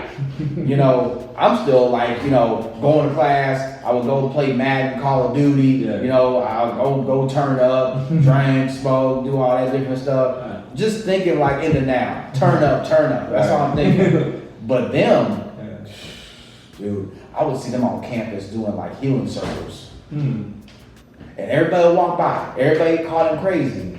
But I think that's what kind of drew me to it because I was curious. I was just like that doesn't seem like, you know, what everybody thinks it is. I think there's more to that. But I really didn't get a chance to explore it until after I graduated college. So see, the things if you would have done it earlier, because I did so much stuff on my campus, and the thing is just like all the stuff I did was just unique because it was stuff that nobody else was doing and everything. So it kind of like. And then so whenever I would be doing it in front of, you know, people around and stuff, it wasn't like, I mean, of course I didn't like, you know, care and stuff. Like I joined the Greek fraternity. It was just like on campus thing, you know, but it was fun. Like I enjoyed it. I became a Freemason. People thought we were crazy, of course. They thought we were like the mafia. It was fun. That was really fun. Then I trained capoeira for a year, my last year. That was a beautiful experience, that last year. And I really needed that for sure because that was the year that me and my girl broke up. So I kind of needed that for like, just like kind of like that. Yeah, I'm telling you, man. So, but the thing is like, it was just a beautiful experience because the thing is, no one knew about a lot of stuff I did. You know what I'm saying? So just being the underdog in everything I did was like, it was fun, of course. And then just like doing it, like I even joined the modeling troupe on campus too. The what? A modeling troupe. It's called Red Review. So what do they do? We model. Oh, a modeling troupe. Okay, got it. My fault. No, fine. Okay. Yeah, so I did the modeling troupe too. They did a lot. But just like just things like it was just like just doing it because I wanted to and I enjoyed it and the people around me that were doing it was cool. But it was always the stuff that nobody else was doing. And so the thing is like just because I was doing it and I looked like I enjoyed it, and then a lot of people would do it because I would do it or something like that. Like I literally had all my roommates become Freemasons. I didn't even try. It was just your influence on them. Like you just and then they had met all the Masons and stars that I was around. And they liked them. They was just like, oh man, you guys are dope. Okay. And so then just from that, I didn't have to do nothing. And then like next thing you know, each year was someone that was my roommate came in to my lodge. Dude. That's wild, man. Like, you know, and that's why I gotta tell you that when people see you living that life of freedom, you know, because I know maybe some days it wasn't the happiest days, but the way what you're describing, you lived a life of freedom. Like you were actually exploring different things, and you know, you didn't worry about like the I'm sorry. You didn't worry about the criticisms of people. You know, you didn't worry about what the haters are gonna say. You just did it because you felt it was the right thing to do for you at your time. Yeah. You know, so that's what I'm saying, man. Like when you see people like that, you like, whoa, like that's kind of cool. Right. It's just like because you don't see a lot of people on that wavelength. Because a lot of people, you know, they live life based on other people and their opinions about them. Yeah. You know, like what everybody gonna think about me. Yeah, I did used to be like that growing up. Yeah. Yeah. But then eventually I got gained the confidence, which helped me. Yeah. Like when you flip the switch, you know, that's when it's just like, I'm not even thinking about you right now. I'm thinking about me and my path. Right. Whatever I do, like, who cares what you think? You know, because there are people that support you. Yeah. You know, and that's a hard lesson I had to learn. I used to do network marketing my last 2 years at Prairie View. And I learned that hard lesson firsthand, that your supporters will not be friends and family. Now, friends and family may come and, you know, rally behind you to promote or whatever for you, and they might even buy some products from you or whatever. Yeah. But like your biggest supporters will be strangers. You know, the majority of my followers are from Africa. You know, and I mean, I don't have met those people in particular. Yeah. But it's just that they understand my message. And I think the American-based audience that I'm reaching out to, they're starting to catch up because they're starting to see the power of being liberated from that criticism, being liberated from, you know, their own self-defeating thoughts and behavior. Yeah. So I would say my most, I guess the most unique, relationship that I built from this doing what I'm doing was this girl from UK actually started following me, and then so we was chatting and stuff, and so she's an actress, and then she has a talk show of her own. She has a talk show, but it's for girls, empowering girls and women, whatever. So it's really a dope thing, whatever. But just she came to me and just asking questions and stuff, and then we just go back and forth on whatever we got going on, and then I just share my show with her and everything. She'd be watching episodes. You know what I'm saying? You just never know. You know, Yeah. and that's why I think, you know, I thank God for social media, because it connects you with so many different types of people around the world now, that your most avid supporter is a half a world away. You know? Yeah. And that would have never happened before. Right. It could have happened, but it would be a lot harder to do compared to now. No, So yeah, you know, I used to you know, old folks, they still talk about people over 45 plus. They still talk about the beepers. Then they'll talk about typewriters. Yeah. Then they'll talk about, you know, telegrams and letters. You know, well, letters is really a big thing. You know, before what we're doing now, and it's just I feel that the world was so disconnected, but the disconnection was based off of distance and just, you know, transportation. Yeah. You know, you didn't have planes or cars that were moving as fast as they do now. Planes existed, cars existed, but, you know, I mean, you can't get 250 horsepower from a 4 Model T back in the day. Yeah. You gonna get it now, you know, especially in Chargers, Challengers, all that. But man, now I think that we're disconnected by misinformation and oversaturation of information. Yeah.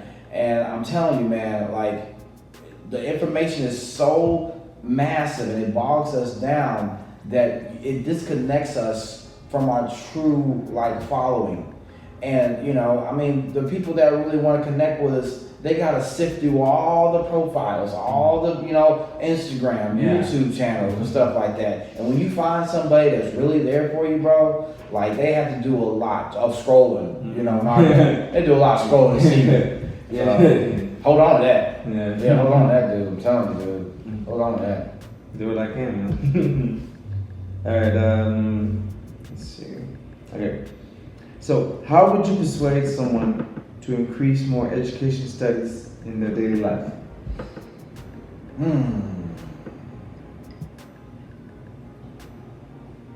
I think the first thing I would tell people is that you have a mega computer at your disposal. And when I talk about a mega computer, I'm talking about your subconscious mind. So I learned a lesson where your subconscious mind is able to process over 2 million bits per second. So when you think about going through your daily life, now what you focus on is at the frontal lobe of your mind, and that's up to 7 to 8, you know, bits per second.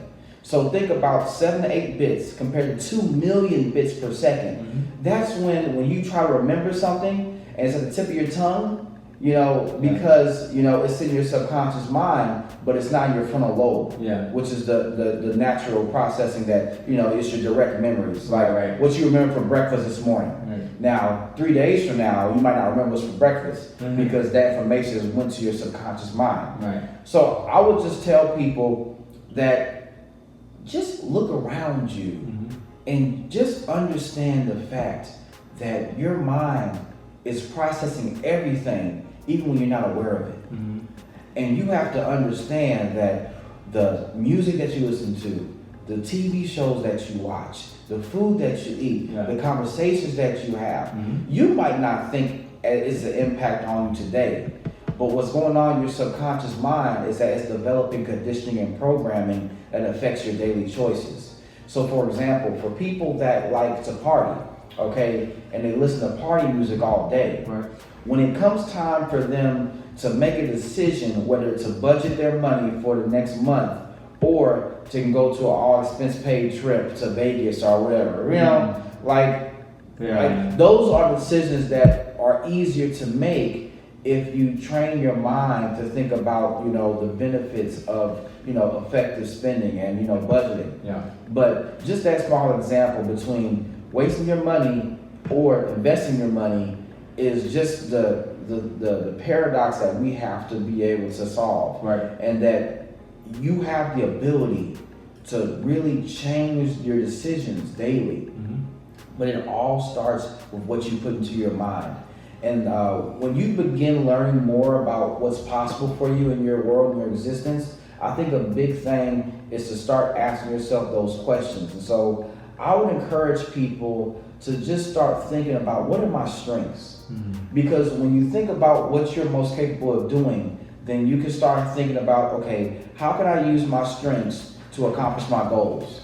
And then, so I know how to use my strengths to accomplish my goals. Now, what goals do I want to accomplish? And then where are these goals leading me, or where will they lead me to? So I would just tell people that understand that whatever you're doing during the day, your mind is processing all that information and it's at your disposal. But you have to understand the power of your mind and become more aware. When you become more aware of what your mind can do and become more aware of how much information it can store, then you can rest assured that you can tap into it at any time. So if there's like a roadblock you're facing in your life, or if there's a challenge that you don't know the solution to, that's when you have to trust your subconscious mind to find the answer.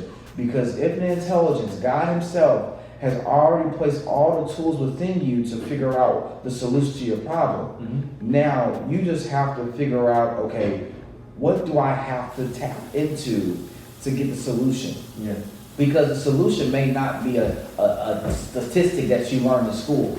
The solution could be a conversation that you had with a friend 10 years ago that you didn't think about it, but there was something that your mind latched onto that's able to manifest in your current dilemma. And so whenever we face a challenge in our lives and we're at the breaking point of, making it or, falling short, then your mind is so creative. It's such an imaginative machine that it will draw out the solution in front of you. Or sometimes your mind is so intuitive that it creates the solution and you're not even aware of it. Like the tool that you need to use to get to the next level has been in your house the whole time, but you didn't know what to use it because you weren't in the situation to use it in. But your mind knew. Your mind knew to place that tool in your house or in your car or whatever. Your mind is so intuitive, it knew to do that. But you are not intuitive enough because your frontal lobe can only process a limited number of bits per second. But the subconscious mind is so awesome that it knows what you're thinking before you think it. And in order to feed it, to allow it to guide you to bigger things, you have to use your conscious mind to give it ammunition, give it tools. That's why I tell people, if you want to learn how to live a good life, you have to be around good people because you have to listen to them and their conversations. and their habits, how they move, how they act around certain people, because your mind is taking in that person, their habits, their actions, their feelings. Mm-hmm. The feeling that you get when you talk to somebody, your mind holds on to that. It responds to it. And so your mind, the more it gets those feelings of being around those kinds of influential people, it seeks more of that. Mm-hmm. So if you're always around creative people, well, okay, it's Friday, Saturday night. What I'm gonna do? I'm gonna go turn up at the regular bar with all the people that don't want to think about tomorrow, Mm-hmm. or am I gonna go to maybe an art show, a fashion show? Am I gonna go to a movie screening? Am I gonna be around people that are actually thinking at a higher level? Because your mind will crave that kind of feeling. Yeah. And I will just tell you that if you want to learn, or if you need any kind of motivation to learn, like, just try how I would tell you, try to give yourself a positive thought for 1 hour. Whether it's a YouTube channel that you listen to, a favorite speaker, or you give yourself some good affirmations, or I started looking to this sound healing. Okay, so I feel like you might have to correct me on this, but the frequency of love is 587 hertz. I'm not 100%. I'm not on the hertz though. Okay, yeah. but it's between 500 and 600 hertz, right? Yeah. Now, I'll tell you this: if you really want to do something encouraging for yourself, listen to. It's called the frequency of God, Mm-hmm. and it talks about it's a certain frequency that we listen to. And it's based on just the rhythmic music of just a meditation. Mm-hmm. You listen to that for an hour and then tell me how you feel. Mm-hmm. So I would just encourage you, if there's anything I can tell you on why you need to learn more, is because you can feel better about yourself and you can move forward into your life. And learning isn't just about something that you talk about or see. It's more about what you feel.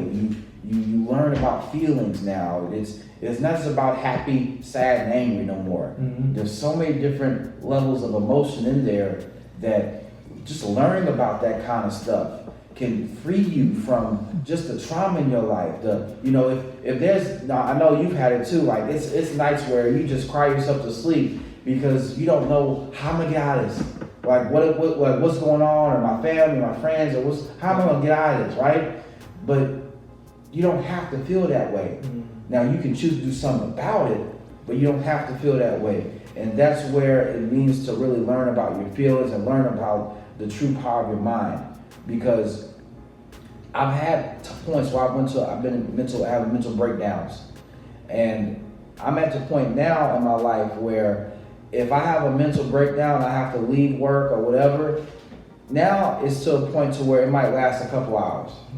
When before it would last days. Mm-hmm. I felt so depressed sometimes, especially when I was going through college, when I had money, Yeah. my grades were slipping, Right. had girl problems, just all that, Yeah. just slipping. Mm-hmm. But now, in a political environment at my job, if something happens and I really have to get away to collect myself again, it might last a couple hours, because my innate ability of my subconscious mind draws me towards positive thoughts and tells me that you don't have to feel like this. That there's a solution to your problem. Mm-hmm. Just sit and think about it. Clear your mind, and your subconscious mind, it draws you towards that solution faster and faster. The more you're aware of it, it'll tell you, okay, this happened. Yeah, you should have a moment where you feel emotional about it, but don't let that emotion carry over to the rest of your day. Right. Get over it. What's the next solution? How can I accomplish where am I at? How can I get to where I need to go based on this challenge? Yeah.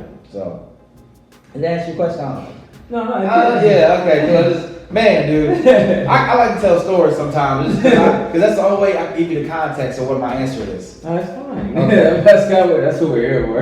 Okay, cool, man. I mean, the best thing is just like everybody gives their own views on life or whatever it is they're talking about. They have their passion for, and that's why I have to come on here for these things. Thanks, man. You know what I'm saying? I don't have them on here to talk about what I want to know about. It's about what y'all want to know about. Yeah, man. That's Yeah. important. Thanks, man. I appreciate you for having me on, man. Yeah, man, of course.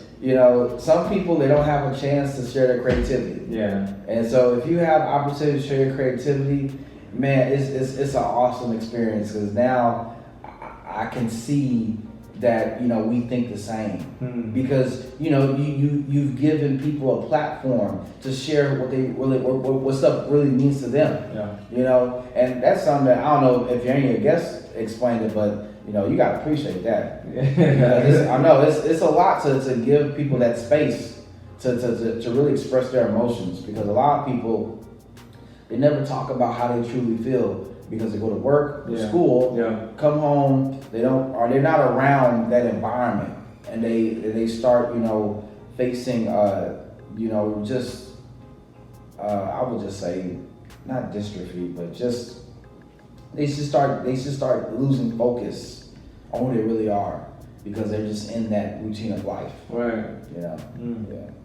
I had a friend that just came on, and she was just saying that she never really liked expressing herself, and then she just started recently deciding to do something that she wanted to do, and then so I was able to bring her on the show and we were talking about it, and she was doing one thing, and then she's trying to do something else, and they're all very beneficial things that she's trying to do, and I really respect her for doing it, because I've known her since high school. She was one of my best friends from high school with little sisters.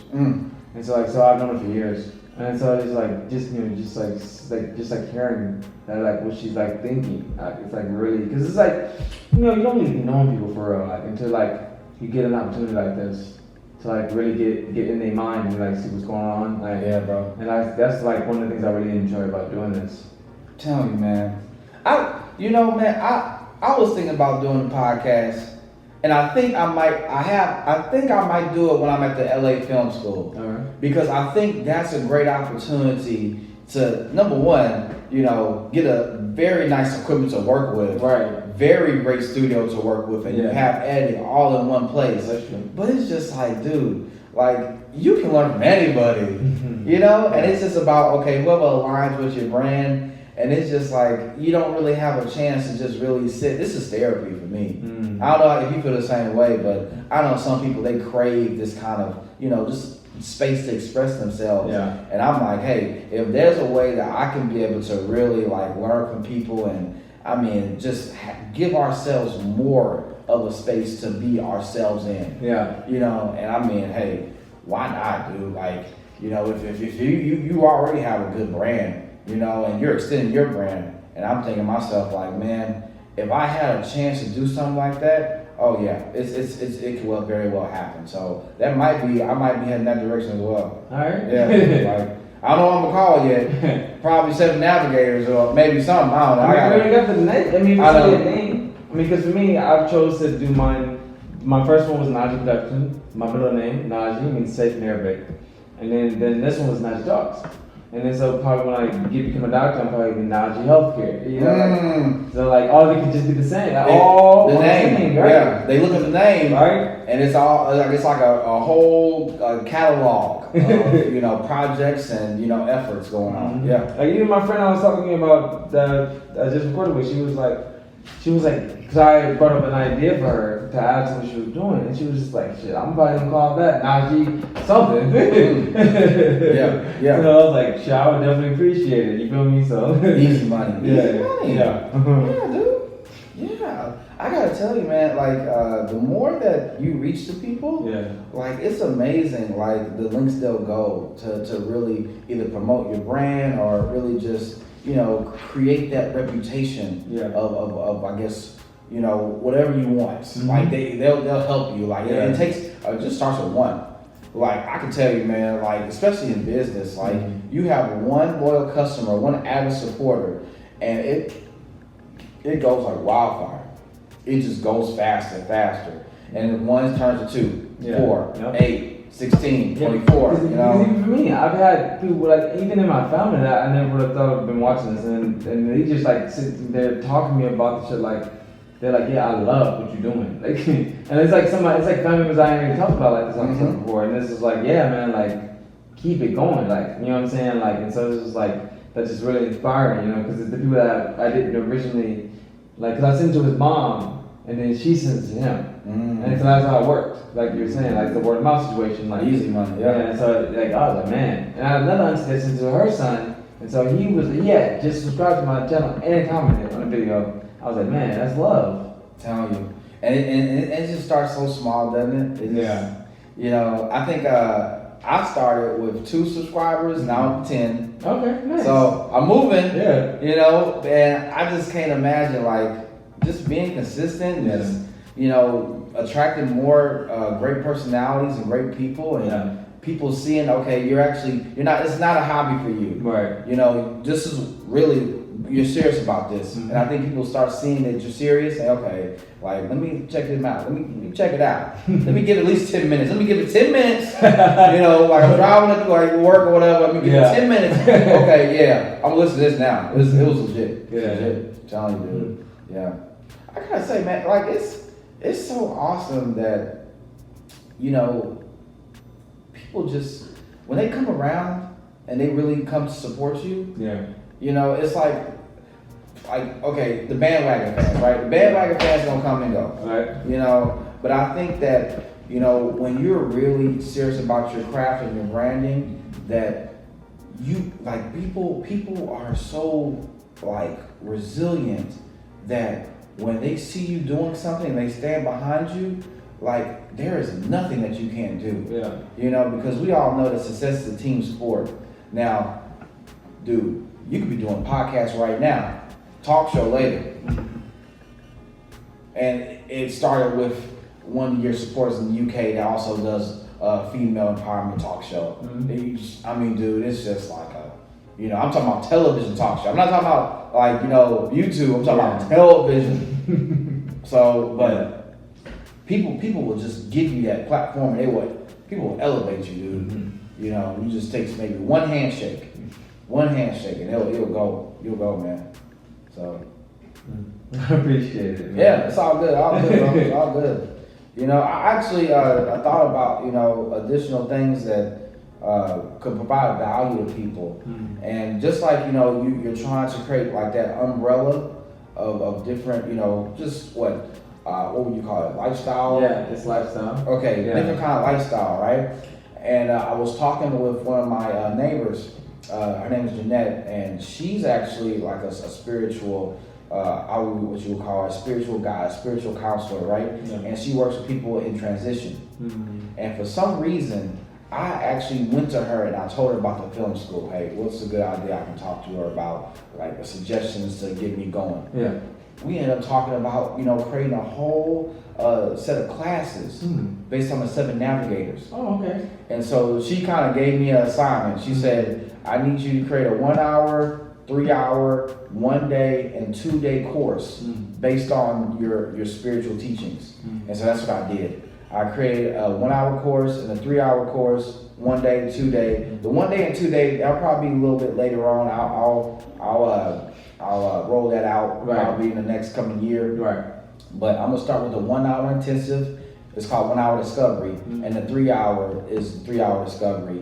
And it's just basically about exercises that people can do to reflect on themselves, use their subconscious mind to ask themselves the important questions, like, who was the first person that made you feel used? You know? Yeah. And you allow your mind to think back and wonder, who was that first person you can imagine that, you know, you felt that feeling of being like manipulated by? And you start to understand that some of your actions and decisions today is a root cause of that incident. So it's just questions like that to get people to start discovering of what is rooted in their current mental state. Yeah. And then, you know, meditation, prayer, and then just networking, just getting to with people. Hey, what's your side hustle? Like, what's some things you like to do? So then y'all can connect. That's a kickback. You got the kickback. Yeah. You know, and that's like an easy event. Like that's an hour right there. Right. Maybe a dialogue. I'll talk about a little bit about where I came from, and you give people a chance to get in that space. And you know, that's probably like something that, you know, I want to create that different lifestyles for people. And you know, because it doesn't just stop with teaching. You know, like you're talking about the whole way of life. And I mean, I want to head in that direction too. Like I am heading in that direction because I want people to like think of the 7 navigators as a lifestyle. Yeah. But now I have to be the one that like resembles that. I have to be the epitome of the navigators. Yeah. Which means I have to be the epitome of love. And I have to strive myself to be like Jesus, or strive to be the best version of myself within, the scope of our existence. See, the thing is, I like what you said there, right? Striving to be like Jesus, correct? The thing is, the reason why I was going, just because, I grew up Christian. Right now, I would just say kind of more spiritual. I practice in Buddhism. Mostly just the mantra, really. But the thing is, I see it as everybody has the just like you said, the tool You have it. to be there, to be to that level, right? What we would call Christ consciousness. And so the thing is that Christ consciousness is just a title that Jesus was given. It's just a human, just like everybody else. Yes. Buddha was the same. His original name was Siddhartha. And so then after his journey, then Buddha became the name. So that would be his Christ consciousness in a way. And so every other Messiah was just a regular being who ended up going through certain journeys and training and everything and discipline and everything, and eventually got to that level. Because even right now, this book, the Moorish American Quran, and it's about the parable of Jesus with those 18 years. Yep. And so it just talks about his journey, but he uses the word Allah for God instead, but it's internal. Yes. So it's just talking about basically like that internal journey that he's going through, spiritual journey, and just like you were saying, that subconscious knowledge or whatever that he would like just spill out to people. You feel me? Like, and just express. Yes. And then so like each parable is just a journey of him with these people and just talking to them and not having any grudges, not having any like difference of this person and that person. It was like somebody was like they had a dinner for him one time, and he was talking to like I think like it was like kind of like criminal people or whatever, like people that did bad stuff, whatever. And the thing is, somebody was like, why are you talking to them like that? Like, what I'm saying? They're criminals or whatever. And he's just like, everybody's the same. Like, nobody should be treated any differently. Because the thing is, him treating them the same, they may even change their ways. Because if you don't, because everybody treats them differently, and that's the reason why they do what they do. Yes. Because everybody treats them differently their whole life. But the thing is, if somebody's like, oh man, we're all the same, let's just like treat each other the same, they may not even change their whole life. You know what I'm saying? For all that, because that's all they wanted. They all love for somebody to treat them normal. Yeah. Some people wanted attention, some wanted love, right. They didn't get it, and now they have to be this polarizing figure of a criminal in our society to get that attention, to get that feeling of influence or power or whatever they're looking for. Yeah, right? It's a negative feedback. It's a negative feedback, And I really do think that, whoever you believe in or whoever you channel your spiritual nature towards, whatever Messiah that you believe in, it's a vehicle. It's a way that you can manifest your spiritual energy into the result that you are, whatever life that you want to live. Yeah. So for me, it's Jesus. For you, it's Allah. And for some people, it's Buddha. Like for me, it's Buddha. Allah, Buddha. Yeah. But the thing about it is that those figures are giving me and you the blueprint to be the very best men that we can be. Right. And that we're not going to be like them every day. Right. We live in American 2019. It's not going to happen. Right. But the thing is that we have that awareness in our mind that, okay, we want to strive to be that. Yeah. And that's the thing, that no matter what we do as far as our decisions that we make, it's always like a default. Yeah. Like when I don't know if you have the same feeling, when you're in the moment of making that decision, it's like your mind shows you, okay, here's what the answer is based on your striving for, like self-mastery. And here's the decision that is striving towards self-destruction. And sometimes you don't know which one it is, but you have a feeling, right? Sometimes you just know, but it's still uncertainty, or it's like it's so fast. I don't know. And sometimes human nature just takes over, and it's just you don't know until after it happened. Whatever. Yeah, but everybody has a journey. That's how it should be. Yeah. Everybody should be strived to be on that journey spiritually, and the thing is, I feel like the people that have not realized that, I think they're just stuck, and that's what kind of makes things really like kind of like bad. 'Cause even in the Bible, you know, people were vegetarian before the flood. Yeah. Yeah. And the only reason why they even ate meat was because there was nothing else to eat. Yeah. That's the only reason. Yeah. But then people would think that it's meant to be because like later on they ate meat still. But the thing is, it's only, like I said, it's only because it was a necessity. Nothing ate each other, even the animals. But the thing is, like I said, it was survival, and that's what happened. Yes. There's a story in the Bible that talks about the prophet Daniel. Mm-hmm. And, you know, prophet Daniel was in Judea, and the Babylonians came and destroyed his whole village. Mm-hmm. And they brought him to Babylon. And King Nebuchadnezzar was basically the king at the time. And he was like a ruthless leader. He was, you know, a tyrant. Mm-hmm. And Daniel and his friends were placed under like his special, special corps of young men to be like leaders within Babylon one day. And you know, the Daniel fast is originated from the prophet Daniel not eating meat. He only ate vegetables and water. You know, and it's said in the Bible that him and his friends were stronger than the other apprentices, you know, under King Nebuchadnezzar's watch. And, you know, I'm starting to understand that they weren't just talking about physical strength. Right. They were talking about mental strength, like, you know, being able to foresee the future clearer, you know, having the mental clarity to make better decisions. Like, strength is not just about brute force anymore. It's about intuition and about being able to know the next move before your opponent makes it. Right. And, you know, just being able to like really know and channel like that power, you know, that's what really gives you a lot of like opportunities. Yeah. You know, but that's what I'm saying. Like the prophecy is there. Like truth is there. You know, no matter what religion it is, no matter what it's there for you. Yeah. You have to follow it, and you don't have to like you said eat meat to be strong. Right. You know, but based on what we think and the narrative that's placed around ourselves as far as our health, that we think protein is meat, and that's the worst thing you could think as a human being. Yeah, I know.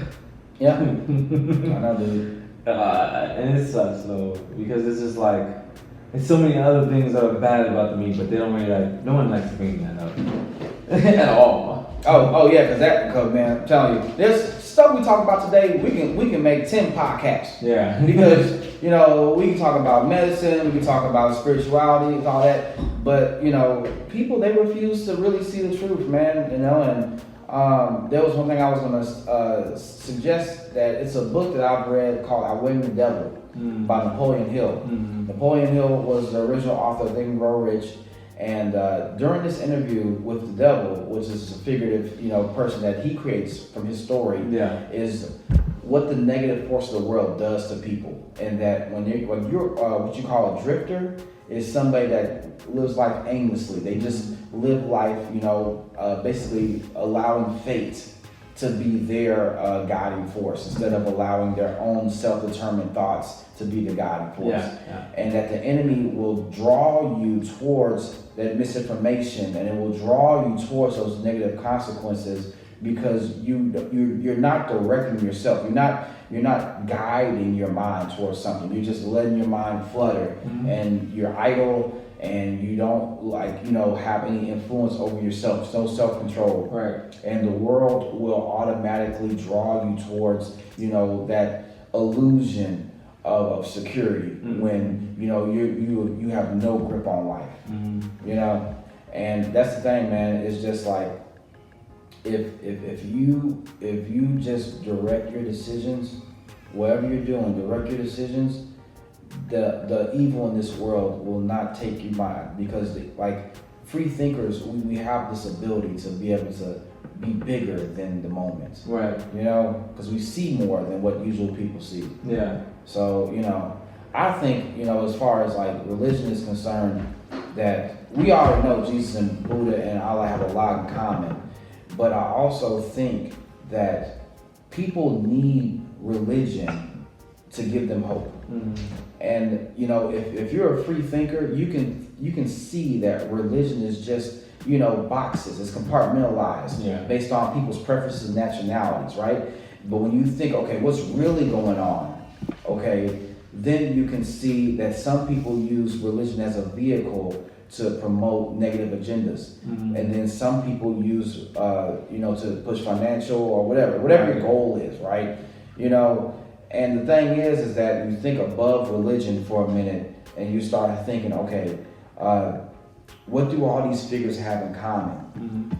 And you open your mind to studying each of these figures and saying what's so unique about them. Then you can appreciate that, Buddha, Allah, Jesus, everybody within the scope of religion, they go back to that idea of love. They go back to balance. They go back to growth. It's just, and you can be free to explore any religion you want and just not worry about the consequences, because now you're starting to think, okay, if I believe in the value of loving my man, of loving my fellow woman, then wherever we go, whatever realm or reality we go after this is going to be a higher place, because we provide a service to the universe. Right. We weren't a detriment. We didn't try to hurt people. I mean, you could, but it's not like that was your life's goal. Right. You based your life on service, and you can just rest assured. That's the faith comes in. You have faith that if you serve mankind,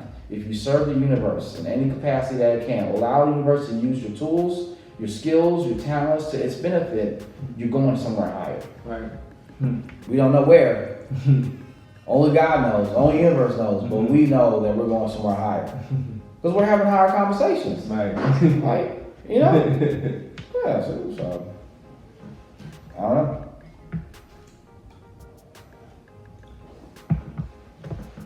But this is like a very adventurous conversation. Yeah, man.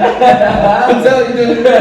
I'm a Gemini, bro. So I don't know, okay, so do you believe in rising signs and the sun sign and moon signs? I mean, I've heard of them, but I haven't dabbled in it. Okay, yeah. All right, so I'm a Gemini, that's my zodiac sign. And so my sun sign, my rising sign is Aquarius, which means that, it's free, it's communicative, right? And it's an air sign. So Gemini is an air sign, Aquarius is an air sign, and then my moon sign, my falling, the moon sign is what you show when nobody's around. Okay, and then the sun sign, the rising sign, is what you show when there's people present. So I'm a Gemini, but when you see me, you see Aquarius. When I'm alone, you see a Libra. And that's more introverted, reflective, always thinking, always concentrating. That's funny because, so my brother Dom is an Aquarius. Yep. And my other brother David is a Libra. Yep. That's how I know. And I can already know how they act, because it's just what you see, and that's the thing. Like, it's all, like, they have the elemental signs, it's all air. So it's free flowing. It's always trying to, that's like the wind. It blows in any direction and it goes any place it wants to go, like the eagle flies. It's, it goes wherever it wants to go. So we can talk about hip hop, rap, spirituality. We can go down to talk about fashion, art. I mean, it's like bomb. It goes like a pivot. It's just at a what's it? You call it a turn of a dime. It's instant. It just goes there. So bro. Man.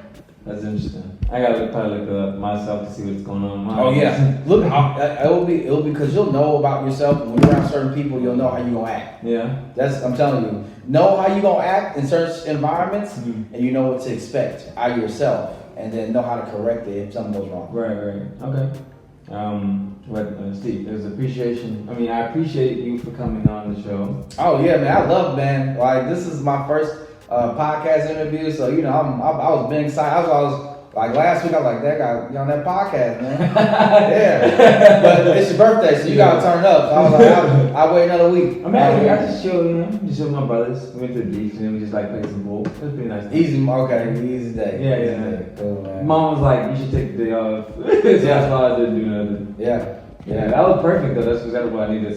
Cool. Especially for someone that I do stuff all the time. So it's like, even if I'm not like in school or clinic, or I'm doing part of the show or something like that, or whatever. So it was nice getting the day off, I guess. Thank you, man. Good. Okay. Again, thank you. Hey, no problem. Thank you. Thank you for watching the episode. Before you go, please subscribe and hit that bell so so you can get notifications. Because I know you don't want me to continuously send you DMs and text messages every week. Instead, you just get notifications every time I upload an episode, Sundays, and then when I upload my midweekly rants on Wednesdays. Thank you, and have a good day.